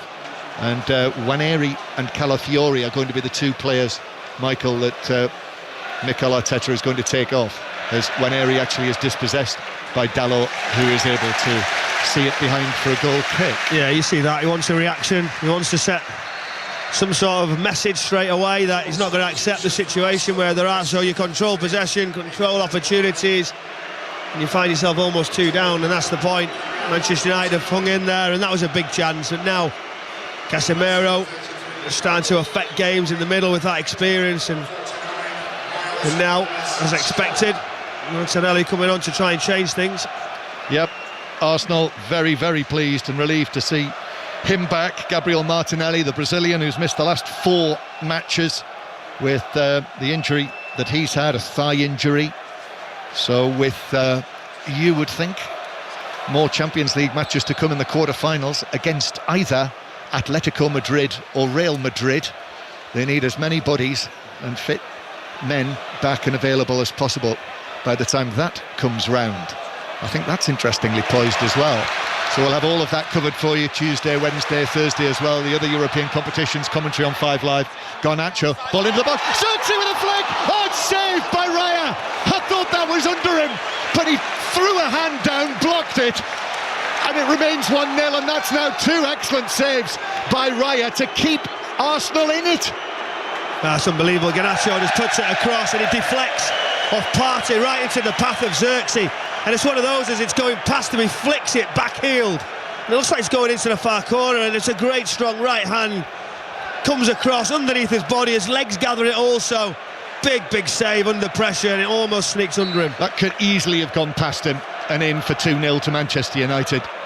Ruben Amorim, you know, this is the thing, isn't it? They've had this up and down time, Manchester United, but they have managed during the course of the season, whether it was under Erik ten Hag or Ruben Amorim, very often to put in some of their best performances against the better teams. As Odegaard passes it forward now, here's Martinelli back into the action for the first time, shoots across goal. De Ligt is able to move across, got right underneath that with his left foot, ends up on his knees on the goal line and puts it behind for another Arsenal corner. We've got half an hour to play. 5 Live lines are open for the UK's most popular football phone-in. Robbie Savage and Chris Sutton are waiting to take your calls on 08085 909 693. If you're involved in the Manchester United protests, I'm sure they want to hear from you, find out what it was like outside the ground. And Robbie was asking, you know, again, Bruno Fernandes, question mark. Here's the Arsenal corner. Odegaard, Nana comes and gets a punch on that. It's prodded goalwards, now back to Gabriel, his shot's blocked, then Rice works it to the far side. Odegaard, the referee spotted a foul in there for Manchester United. One of the United men is down in the D on the edge of the box, and it's a free kick to the home side. Yeah, Mazraoui jumps right on top of it, gets a little bit of contact, stays down, it gets on the back of his calf, but what he does, he affects the game. Do you know, and somehow just make the referee have a decision while you're under pressure. He reacts quickly to the edge of the area. Nana, what's he doing? I'm not so sure. He's got to come to try and punch that, and he draws that foul. Anthony Taylor wasn't sure, but then he had to give it. Good defending. Free kick given anyway. Mazraoui, he's all right. All of the details of today's football up and down the country, you'll be able to read about it on the football pages of the BBC Sport website. Phil McNulty is here today writing on this. You see his match report and reflections on there. There's Zirkzee down the left, but he's overrun that, took a heavy touch under pressure as well from Gabriel. It's behind. It's a goal kick to Arsenal, who want the ball back from the Manchester United supporters. You won't be surprised to hear that David Raya has returned empty-handed from the Manchester United supporters. So Saliba runs across there and gets one of the balls off the cones. The highlights, match of the day 2 tonight after the news on BBC One. Wayne Rooney's on the programme tonight, and you can watch that anytime on the iPlayer, or indeed it is repeated now, match of the day 2 on BBC 2 on a Monday morning. And of course the Football Daily feed will bring you the Premier League review sometime tonight via BBC Sounds. Arsenal breaking forward, but Manchester United back in possession, and De Ligt gives it back to Onana. Long ball from the Manchester United goalkeeper. Gabriel heads it forward.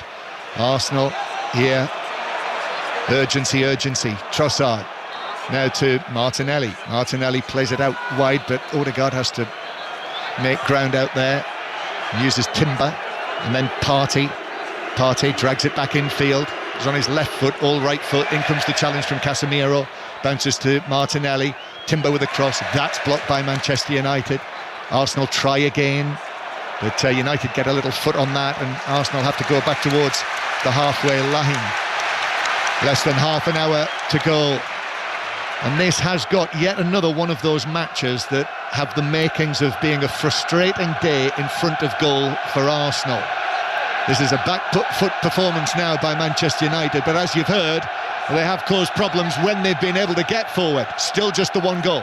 Arsenal again, ball from the right, that's headed away, just a glancing header away from De Ligt, took it out. Garnacho's down in his right back position. It's being put under pressure by Lewis Skelly, who's fouled Garnacho, and it's a free kick to Manchester United. And of course, they'll be in, as they say, no hurry.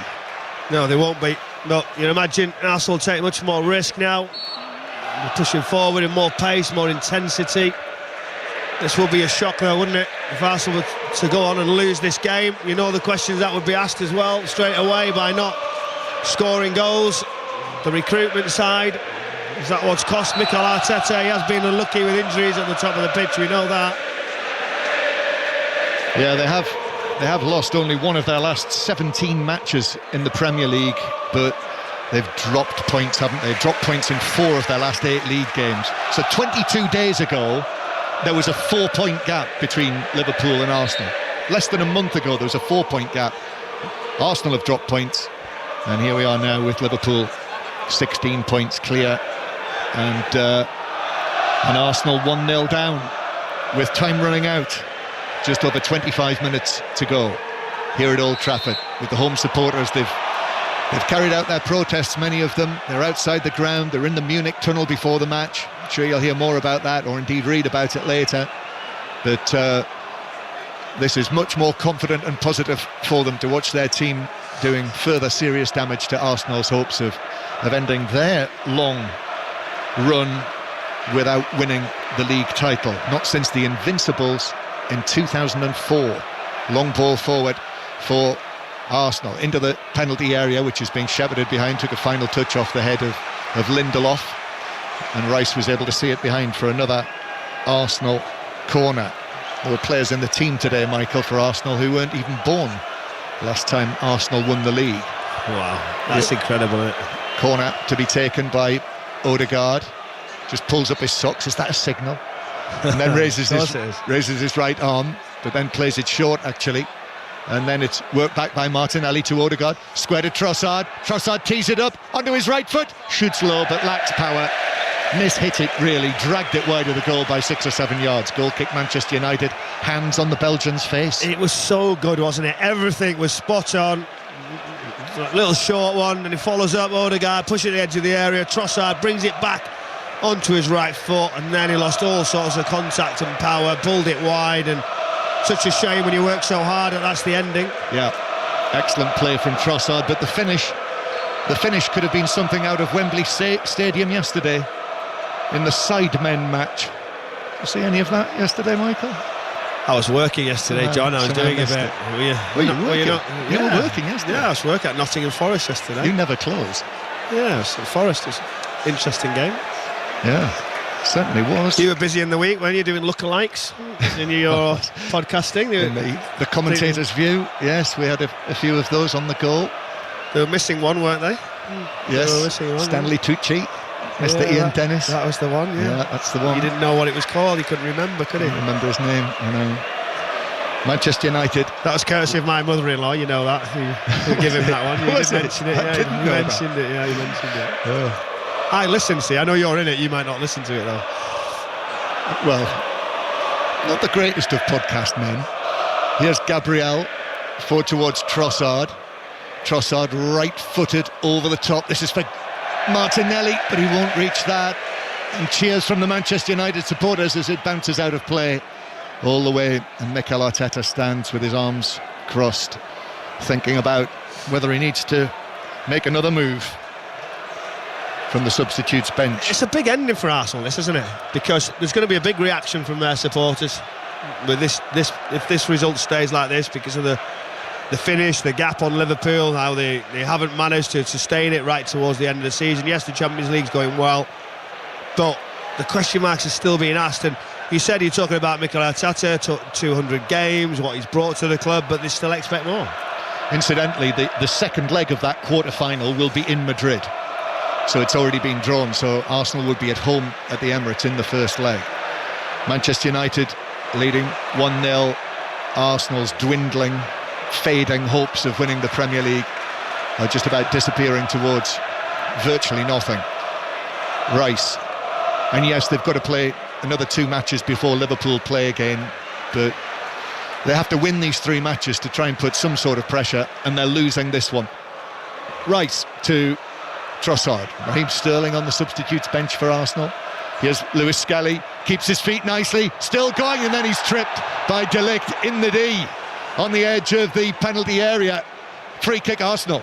Yeah, free kick, and it's almost identical, isn't it? Right on the edge of the area, don't make the challenge. De Ligt comes tight, Does he not learn? Does he not think, I can't make the challenge? He says, I didn't touch him. And he probably didn't have much contact. But as soon as there's a little bit of coming together, when you're getting into an advanced position, down he's going in that position, and he does. Yeah, clear free kick.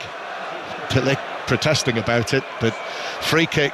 They'll probably place this on the edge of the D. Go on, Michael, you've watched it again. Do you know what you say, when you watch it again, is there much contact? Is it a clear free kick, or does he just straighten his leg and buy that? That's a free kick. That's why I'm just asking. He definitely engineers something for the referee to think about. Right, so this is at the Stretford end where Bruno Fernandes scored in the first half. These are big moments, aren't they, for Arsenal? Chance like this, in a match like this, 20 minutes to play, when they've been frustrated. Ruben Amorim is well out of his coaching area, down the touchline, trying to get some message across. And we've got Odegaard, Rice and Trossard with the ball on the edge of the box. Has to be Odegaard, doesn't it? What's he asking for? What's he moaning at? So he doesn't like something in the setup. It's because somebody's in the line of Onana first. He wants him out of the way. He's pointing again, Ruben Amorim, out onto the field. The fourth official has come across just to... Anyway, the wall is being lined up. Onana is on his right post. It's Martinelli who's gone right past the wall in towards the goalkeeper's line. So they'd left him initially, but they're not happy with it. And now Mazraoui's unsure to go and stand with him or leave him there. He's blocking the line of the goalkeeper. And Mazraoui... Look, the referee's even thinking, what does he do? He's been pushed out of the way by Martinelli. Referee Taylor has gone across to speak to them. We've got the man lying down behind the wall. It's a four-man Manchester United wall. Arsenal have put up a three-man wall just to the right of it as Odegaard looks at this. Onana's gone across to his left of the goal. So Odegaard, ready now. Manchester United 1-0 up. But Odegaard with this free kick on the edge of the D. Martinelli moves out of the way. Odegaard takes it into the top of the wall. The wall for Manchester United does its job. And United clear with Dalot up towards Xerxes, who flicks it on, but straight out of play for a throw-in to Arsenal. Still Manchester United 1, Arsenal 0. 5 Live and the World Service from the BBC, and the line's open to talk to Robbie Savage and Chris Sutton on 08085 909 693. We'll bring you the live interviews as well from down in the tunnel area during the course of 606 when Robbie and Chris are taking your calls. Will Liverpool have booked the open top bus? That's one of the questions Robbie will be asked tonight. And have Macclesfield? Well, that's a nice question for him. Liverpool's lead at the top isn't even as big as Macclesfield at the top of their league. Kieran Tierney is going to be the next to come on for Thomas Partey. So that's what they're going to do after all of that discussion. Lewis Skelly to Gabriel. Manchester United are lining up and they're just saying, come on then, see if you can find a way past us. And again, it is, as Trossard is just tugged over by Mazraoui, so it's a free kick, it's a set piece for Arsenal on the left-hand side. You know, it is... Having watched Manchester United here doing this job for decades, you know, and seeing them attack for all of those years under Sir Alex Ferguson, it is odd, I have to say, watching them hang on in the way that they are here against a team that is way above them in the Premier League table. But that's life. That's where they are right now. So free kick. The Declan Rice is waiting to take in from the left, stands 1 foot in front of the other, head slightly bowed, looking down at the ball. Manchester United players in a line along the edge of the box. Arsenal players run in unison. Rice plays it in, takes a flick off the head of Dalot and cleared away. Arsenal players are appealing for handball in there. All of them saw it strike an arm. Referee Taylor's having nothing to do with it. I can see him now, he's talking to the VAR. Arsenal continue this attack. Martinelli will just have to wait and see if play is going to be interrupted next time the ball goes out of play. But Arsenal continue to press. William Saliba, then Timber, back to Odegaard. Odegaard away from Xerxes, then Christian Eriksen chasing him. All Scandinavian that, Denmark against Norway, and all the way back to goalkeeper Raya, who passes it forward. Rice, now here is Trossard infield. Lewis Skelly in a central position, just moves on ahead of the centre circle. and then Timber's pass. Martinelli with some space. His ball in, blocked by a defender. Bounces down and is cleared away by Manchester United. Lindelof very grateful. I thought it was going to bounce behind for a corner. It stayed in play, and Lindelof was able to clear it. And Manchester United just bang it away downfield to David Raya. Yeah, Eden Heaven involved. Good position. Was it him initially who were asking for the handball? But it looked like it was never going to come. But good area of the pitch, good positional play to block that sort of direct cross across the front post. Arsenal come again. Timber in the area. This is angled back for Rice. Rice scores. Edge of the box. Swept it across the penalty area beyond Onana. And Arsenal have found their equaliser. 1-1. The goal coming in the last 20 minutes of the match. Arsenal supporters to our right, they're off their seats and they're thinking Arsenal might be able to come behind and win this. Manchester United won, Arsenal won. Now, we talked about Declan Rice getting into positions, into areas, understanding his arms are out, saying feed it me on the edge of the area, and he deflects it right across, just whizzes it into that far corner, in off the post. And now no chance when the accuracy is so good with the power, the direction, the quality down the right initially, but a big goal for Arsenal. So 1-1, and we've got a stoppage in play here. I think there is there going to be a substitution? Yes, Kieran Tierney was going to come on, and we will. Yeah, Thomas Partey coming off, and Kieran Tierney coming on to replace him, and all of the players gathered around with water bottles. Collier and Højlund are going to come on for Manchester United. They're both down there. So Højlund with Manchester United pegged back by that Rice goal. Ruben Amorim says to Rasmus Højlund, come on then, see if you can finish that long drought. And actually, just while they've got the stoppage, part of the reason for this is that Mazraoui, because it is during Ramadan. Yeah, it is. It's at 6 minutes past 6, we were told. That's when the sun has set. So Mazraoui is able to have a little bit of something to eat down there on the side of the pitch. So that was the reason for why we had the stoppage there.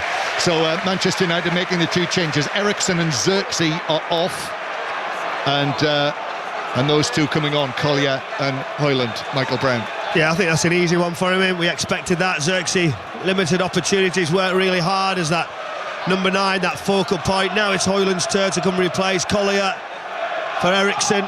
You see, it's all about legs, energy. He's certainly got a little bit different, Collier. The manager does like him. He's missed several weeks, but he's going to get up and down, he's going to get around the pitch, he can cover ground. I don't think their format and their system should change too much for Manchester United. Manchester United 1, Arsenal 1. Then after Declan Rice's equaliser, his 4th goal for Arsenal this season. They needed it, but they need the win. Lines open for 606 on 08085 909 693 to talk with Robbie Savage and Chris Sutton about anything that you might have seen over the course of this weekend. And Manchester United winning a free kick midway inside the Arsenal half. Bruno Fernandes over there, the man who scored the opening goal for Manchester United just before half-time. Bruno Fernandes to take this free kick. It's a high one. Raya comes, but then goes back, headed away for Arsenal, then taken down by Garnacho. Garnacho onto his left foot. Here's the ball in towards the back post, and the header from De Ligt is straight at Raya, who's able to catch it on the goal line and then quickly give it away. And then free kick conceded by Timber. No, the referee says play on. So Eden Heaven for Manchester United. Bruno Fernandes looks across at Timber and wags his finger at him. Bruno Fernandes receives possession again, then lifts a lovely looking ball into the box. Højlund gets it down, turns, is forced away into the full-back position. De Ligt is still inside the penalty area. Bruno Fernandes flicks it back to Heaven. Suddenly Manchester United we've not seen this for the whole of the second half. Manchester United with possession inside the Arsenal area, and Bruno Fernandes now gets it back. Mazraoui, Bruno Fernandes with a shot, but that lacked power, and Raya was just able to go down to his left and hold it. Yeah, it's good from Fernandes, plays and follows. When he gets to the edge of the area, tries to get that shot again, just running out of legs and power. A little skip and jump, realises he's got to connect better than that. Manchester United 1, Arsenal 1. Arsenal mount another attack with Timber over there in front of the Sir Alex Ferguson stand. The floodlights beginning to take full effect here, but still we can see the blue sky above. Gabriel back towards Declan Rice. Rice now to Timber over there on the right flank. See Lewis Skelly has taken up that position centrally, as they like him to do. Ball into the box to Martinelli. Martinelli is able to take it down. In comes Collier, but Martinelli does well, gets the crossover, but Marino was beaten to it, and the ball bounces down for Aidan Heaven to volley for Manchester United. Out of play just inside the Arsenal half. We've got, Michael, 11 minutes to play, 11 minutes for Arsenal to try and find a winning goal in this match, or indeed for Manchester United to do the same. Long pass from the halfway line from Rice. Kieran Tierney is able to cushion it into the path of Marino, and then Tierney again to Gabriel. Declan Rice just forward of the centre circle, and Arsenal are forced to go back into their own half to goalkeeper Raya. So Rice coming up with the equaliser, and Arsenal were not exactly knocking on the door. You know, it wasn't a case of chance after chance after chance. It wasn't, but they are still moving you around. They're still making it difficult, giving you something to think about. But I think the pace and the tempo has suited Manchester United when they just sat in that little block. Still Arsenal in possession, but still in the central third of the field. So William Saliba takes it across, and just as Casemiro arrives, finds the pass to Tierney. Back it goes again into the Arsenal half. Mikel Arteta just turns away, looks a little exasperated. Arteta, and again, you know, he's suddenly all animation. Yeah, he's frustrated down there. He's frustrated. There's something not quite right. Amorim now also throws his arms up in the air as Odegaard just uses Saliba again. Then the Arsenal captain backs away over there on the right-hand side. Timber with two Manchester United players in front of him. Timber drags it back on his right foot. Again, the Arsenal supporters urge their team on. Rice's ball into the box, but that will run harmlessly through for Onana to come forward and pick it up. And again, Mikel Arteta just turns and paces away with his head down. And Manchester United begin to play it out from the back. Comes back to Onana. Long from him up to the halfway line, where Højlund has Højlund says to referee Taylor, how come that wasn't a foul? Then it's played forward to Martinelli, and Martinelli with a shot, and Onana is able to push it around the near post. Goodness me, hit that fiercely, Martinelli. Corner. Yeah, great play in the middle of the pitch. Martinelli was trying to bring it down, it just wouldn't sit. Hits it very, very clean, near post, and Onana almost parries it into that near corner, but just wide of the post. Another threat that now they've got on the pitch, and you've got to get it to him quicker. But again, look at Højlund asking for a free kick. You just got to get hold of it. Yeah. Corner then, another one for Arsenal from the right. We are now into the last 10 minutes. We're in the 82nd minute. The score level at 1-1 here at Old Trafford. A packed Old Trafford, staring down on Odegaard to deliver this short. Gives it to Martinelli, and the referee has actually blown his whistle because one of the Arsenal players is just down inside the box. Just went down onto his knee, Lewis Skelly. Whether he was given a shove in the back or not, I don't know. He's certainly drawn the referee's attention to it. But it's going to be a retaken corner. It's Toby Collier and Lewis Skelly who were together, and then in the end it was Højlund who with the contact. Here's the corner then. Odegaard into the near post, headed away by Heaven. Højlund heads it further away to Garnacho. Garnacho now chased by blue Arsenal shirts. Højlund with a run through the middle. Garnacho goes back to Bruno Fernandes. Change of feet from him, but he's in danger of losing possession. But Collier does well, actually. Bruno Fernandes wins the free kick. So Garnacho gets it. The recovery runs from Arsenal were exceptional. There was 6 blue shirts straight away out of flash all around it, and that's the difference. You see the danger quickly, get back in, and that's something obviously Manchester United have been questioned. They don't even go forward in that amount of numbers because they haven't got that recovery. There's a bit of pushing, there's a bit of contact. Dalot, obviously contact close to, I think it's Gabriel, and he goes down. He's asking the question of Højlund and Lewis Skelly, so you've got to be so careful putting your arms on people in the box. Yeah. all allowed to go. Free kick. Casemiro's now gone down on the edge of the box. Manchester United are appealing that was a foul. Again, referee Taylor allows play to continue. Bruno Fernandes, long pass forward. De Ligt tries to head it across the box, but only succeeds in heading it behind for a goal kick. So 1-1 it stays. And I suppose there's the announcement, 73,812 I think that was, inside Old Trafford for this. And I suppose with this scoreline, they have a little bit of something, Manchester United, to take into Thursday night. 5 Live, the place to listen to that. Real Sociedad coming here for the second leg. I'd imagine there'll be Spanish presence, won't there, somewhere in the director's box to our left, watching this match today. And Arsenal. Oh, Marino's given it to Højlund. Oh, crucial challenge by Rice. Crucial challenge. Slid in and took it off the toe of Højlund when it seemed certain he would shoot at goal. But Rice's tackle means that it didn't even come to that. And now the ball passed forward to Tierney. Tierney goes for the early ball across. It's steered goalwards and deflected wide. Trossard with the effort. Goal kick, actually. Didn't take a deflection. Behind for a goal kick to Manchester United. Chances at both ends. Oh, it was firstly Manchester United getting a great opportunity, but Arsenal countered very quickly down that left-hand side. We've seen the ball in.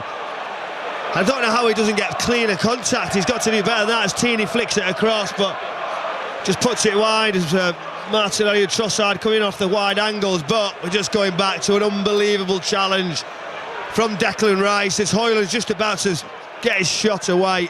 You have to be sure, you have to get it right. He just took it off his toe. Yeah, just wondering, can you criticise Højlund for that? As Arsenal break forward, Heaven's got to be sharp here. He's got to get this right against Martinelli. He does, and then he's fouled by Martinelli. Well played. 18-year-old Aidan Heaven against his former teammate. He'll have been doing that in training for half the season. Yes, gets his arm across, doesn't he? But just going back to it, Moreno's getting caught.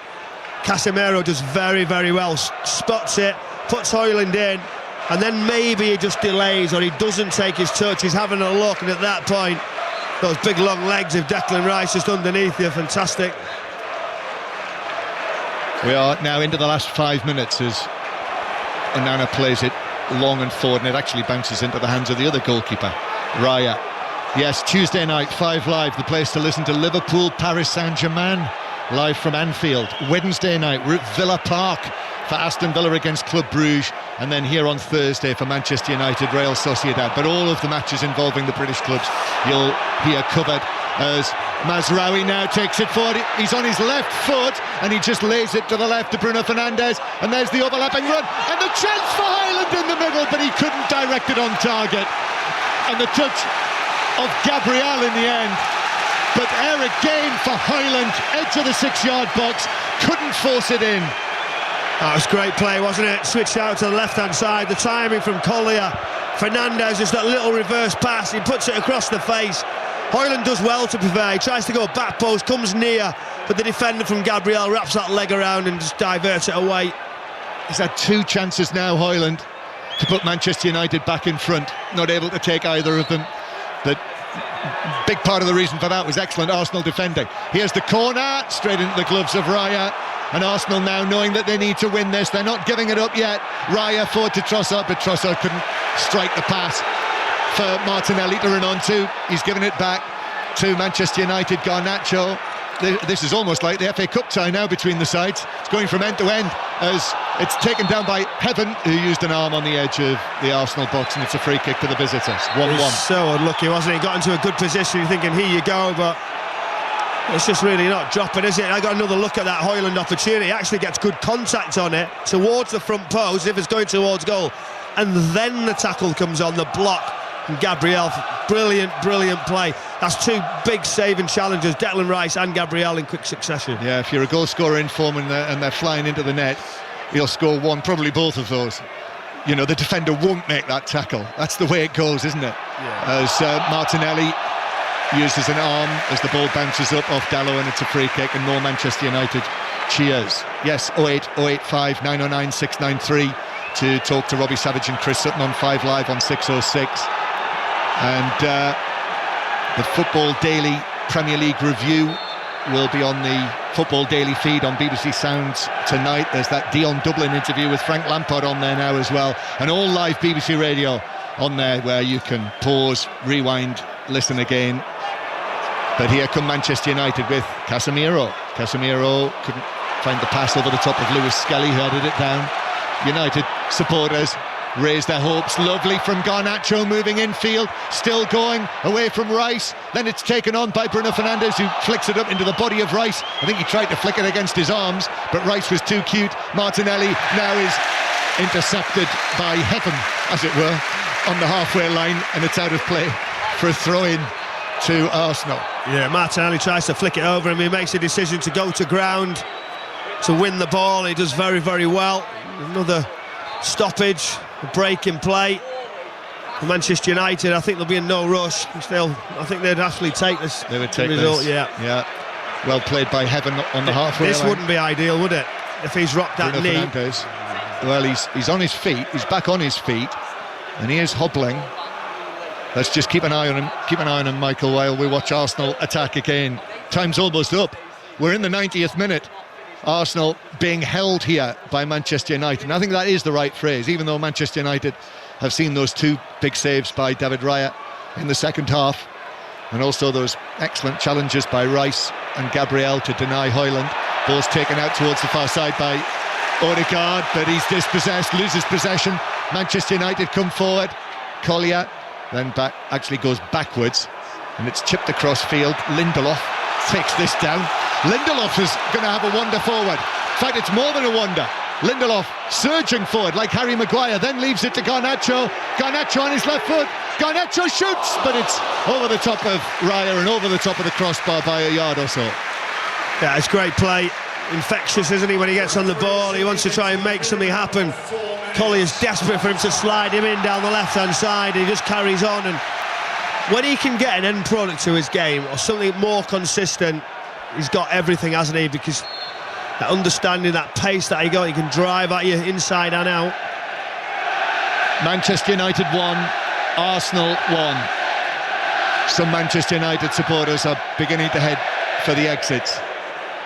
And Arsenal, it looks as though they might drop points for the 5th time in their last 9 Premier League matches. The challenge continues to falter, and the lead will be down to 15 points, but that's not close enough for Arsenal. Marino, who's almost in between the two, the false 9, is it in between the two central defenders at the moment? He's dropped back in, that's for certain. Long ball forward, Mazraoui heads it down, whipped away, right-footed downfield, Casemiro. Raya's come a long way out of his box and lifts a volley over the top of Højlund for Gabriel, who draws the challenge, then finds an excellent pass to Tierney. Tierney now, Lewis Skelly makes a run. Tierney passes it to Lewis Skelly, and the teenager gives it back to Trossard on the edge of the box. Square from him. Odegaard with a shot saved, and then Martinelli over the bar from the angle, but was in an offside position. Wouldn't have counted if Martinelli had been able to whip it into the net. But Onana with an important save from Odegaard. Well, how's he missed that? Right in front of the goal. Onana spills it right in front of him. Puts it over the bar. That flag does come up. That is a bit of a save for him in that situation. But it was slick play, wasn't it, down that left-hand side, and they had different options from every angle. Tierney started it off, and then Odegaard's shot. He's got to keep hold of that. Still 1-1 with 2 minutes to play, and Manchester United actually thinking of perhaps winning it. Casemiro to Dalot. Højlund and Garnacho in the middle. Dalot's got far too much on that. The adrenaline must be pumping. He's blasted that high over the penalty area and behind for a goal kick. If you look at him though in that position, he just tries to use pace, doesn't he, with his left foot as he puts it on there, try and whiz it across that 6-yard area, doesn't catch it right, and now is there going to be a late twist in this game? Arsenal go long. De Ligt comes though and heads it forward back over the halfway line. Trossard, Mazraoui as Manchester United nick it back. Garnacho, and Arsenal, they're saying all of the right things about the belief as it's played into the area. Mazraoui pulls it back. Bruno Fernandes! Oh, saved by Raya! Second save by Raya! It got away from him. It was bouncing in, and the Arsenal goalkeeper was able to recover and claw it away. Bruno Fernandes, it opened up for him there, but Raya with the save. Well, it's not one save, it's two saves. Sensational from him. No, it just comes back. Mazraoui does ever so well, flicks it down into that 6-yard area angle and pulls it back. Fernandes steps forward and he thinks it's going into the corner. Raya dives sort of past it, saves it with his legs, and then it's agonisingly drifts into the air and then just sort of bounces towards the goal. Recovers well and then bats it away with his left hand on the line. Brilliant. That's not the first time I've seen him do that this season, David Raya. You know, he is exceptionally agile. When we've been talking about goalkeepers this week with Alisson, here's Gabriel to the edge of the box, headed away by Lindelof. Comes out for Arsenal. Lewis Skelly now. Lewis Skelly is just clipped by Garnacho. Well, the time's almost up for Arsenal in this match. This will leave them 15 points behind Liverpool in the title race, and the game is all but up. Unless they can find a goal, this is probably the last play of the match. Rice waits to take this free kick towards the left-hand side, 15 yards inside the Manchester United half. These top clubs love a late goal, they love a late winner. Rice plays it down the line to Martinelli. Garnacho, left-footed cross towards the back post. Onana comes, headed back across goal. Collier with a header, bounces down inside the box. Shot on the turn by Trossard, that's blocked. Then headed forward by Rice. Then there's the final whistle. And it's a 1-1 draw at Old Trafford. And Mikel Arteta walks swiftly across. There's a little embrace between him and Ruben Amorim. And Arsenal had to win. They've failed to win, and now those hopes, those slim hopes of Arsenal winning the league title have faded even further. They're dwindling almost to the point of nothing. 15 points the Liverpool lead, a 1-1 draw at Old Trafford. Michael Brown. Yeah, for all the play that Arsenal had, moving the ball around, possession didn't really create massive amounts that Manchester United struggled with. It was actually United set up that frustrated Arsenal. Even their own supporters were frustrated how they didn't get an option to come out. But 4 fantastic saves from Raya in that second half. When Manchester United countered really quickly, they looked like were the ones that maybe could have won it towards the end with that double save. A really good, entertaining second half of football, and now Arsenal have to rethink again as the title just seems to go away from them. Yeah, the challenge has faded, hasn't it, over recent weeks. So that is now 3 Premier League matches for them without a win, and as I say, drop points in 5 of the last 9, and it looks as though this long wait for Arsenal to win back the league title. They've been waiting for 21 years. It looks very likely that it will become 22 years at least before Arsenal can lift that trophy. And Manchester United, well, they will take from this heart and confidence, I guess, to go into their crucial second leg against Real Sociedad here on Thursday night, which you'll be able to hear on 5 Live. But the final score, Manchester United 1, Arsenal 1. 08085 909 693. Get your calls in now for 606. Robbie Savage and Chris Sutton will be with you very shortly once we've wrapped things up here at Old Trafford. The Arsenal players in all blue right in front of us, then in all yellow the Arsenal goalkeeper David Raya. Well, we talked about him at half-time because he seemed to get his angles all wrong on that Bruno Fernandes free kick. Well, what a second half, Michael Brown. Well, it's some unbelievable saves, weren't they? You know, things that had gone past him. That double at the end, do you know, it's his luck. Collier's just about to head it in, and he jumps up after the first save, probably dives past it. Bruno Fernandes would have maybe done a little bit better if we're being a bit harsh on him. And then he just goes into the sky, and that way he jumps and recovers. And then that big left hand comes across and saves the day for Arsenal. But a really interesting game, different setups, different things to think about in games, how to win games. But from one poor decision from Raya in the first half to some exceptional ones in the second. Andre Onana, meanwhile, in all green, just running his fingers through his hair, going away to join his Manchester United teammates who are just walking toward the Stretford end now and applauding the home fans.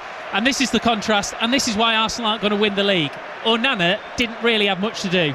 Well, that's the point, wasn't it? For all they looked really intricate, some lovely play, some wonderful little round the corners, very talented other guy getting into positions. Martinelli, they made just coming on. We see Trossard get several chances as well, but from there on, the set pieces Manchester United dealt with, which they haven't done. Normally Arsenal do very well with those, but really, like you say, how many efforts on goal? There will be mentioned about not having that number 9. Striker options are difficult for him, but still, I feel like they could have been more clinical without that striker. They needed to be a little bit more forceful. The other thing, John Murray, that occurred to me is that, I mean, these are the last Premier League games, of course, before Thomas Tuchel picks his first England squad. And it's totally natural that so much of the discussion has been around, well, who's kind of shining brightly in the minute, who might be in there. We've probably talked less about who this England team is going to be built around, and you have to say, watching Declan Rice today, if it's not him, then he's very close to it. Well, it'll be built around the Southgate men, the guys who have reached finals under Gareth Southgate. You know, they will form the core of that, and if you look back to November, many of them weren't available. They had a raft of withdrawals, and actually Lee Carsley had to turn to many of the younger players, and so, you know, players like Lewis Hall and Livramento and Curtis Jones, others as well, were given their opportunity in November. So I think that makes it interesting for Thomas Tuchel, and it's probably why, you know, it's been widely reported, hasn't it, that he's spoken to, I think, 55 players. Kyle Walker, we think, is probably one of them. Just seeing a banner up is being put up behind the tunnel, Glazers out across that, and when the teams walked out, there was the Stop Exploiting Loyalty banner that was very obvious. You'll have seen that all around, you know, on televisions all around the world. So there's a big banner there. So the protests do continue today. So yes, going back to Thomas Tuchel, absolutely. You know, it's going to be a very, very interesting selection, which will be announced on Friday morning. By the way, we'll have news of that on Friday. Do you know how morning. many he can actually name as many as you like? Okay. Probably won't name 55, but I would think not. Just to finish then, John, the gap now at the top is 15. Just as the second half was going on, I was doing what is probably natural now when you move away from if Liverpool are going to win it to when they might win it. Game 34 of Liverpool's season, live on Premier League Sunday, April 27th. Assuming they keep winning, assuming they go win. Tottenham. And for Arsenal, I think, you know, they say the right things. I mentioned what Mikel Arteta had said last week. Of course, they have to say those things. You have to believe that there is a chance while there is still a chance. But it looked to me, you know, I feel like I've been down this road before in seasons where a club is way behind the runaway leaders, and Arsenal have got that look about them, but, you know, it's not quite there.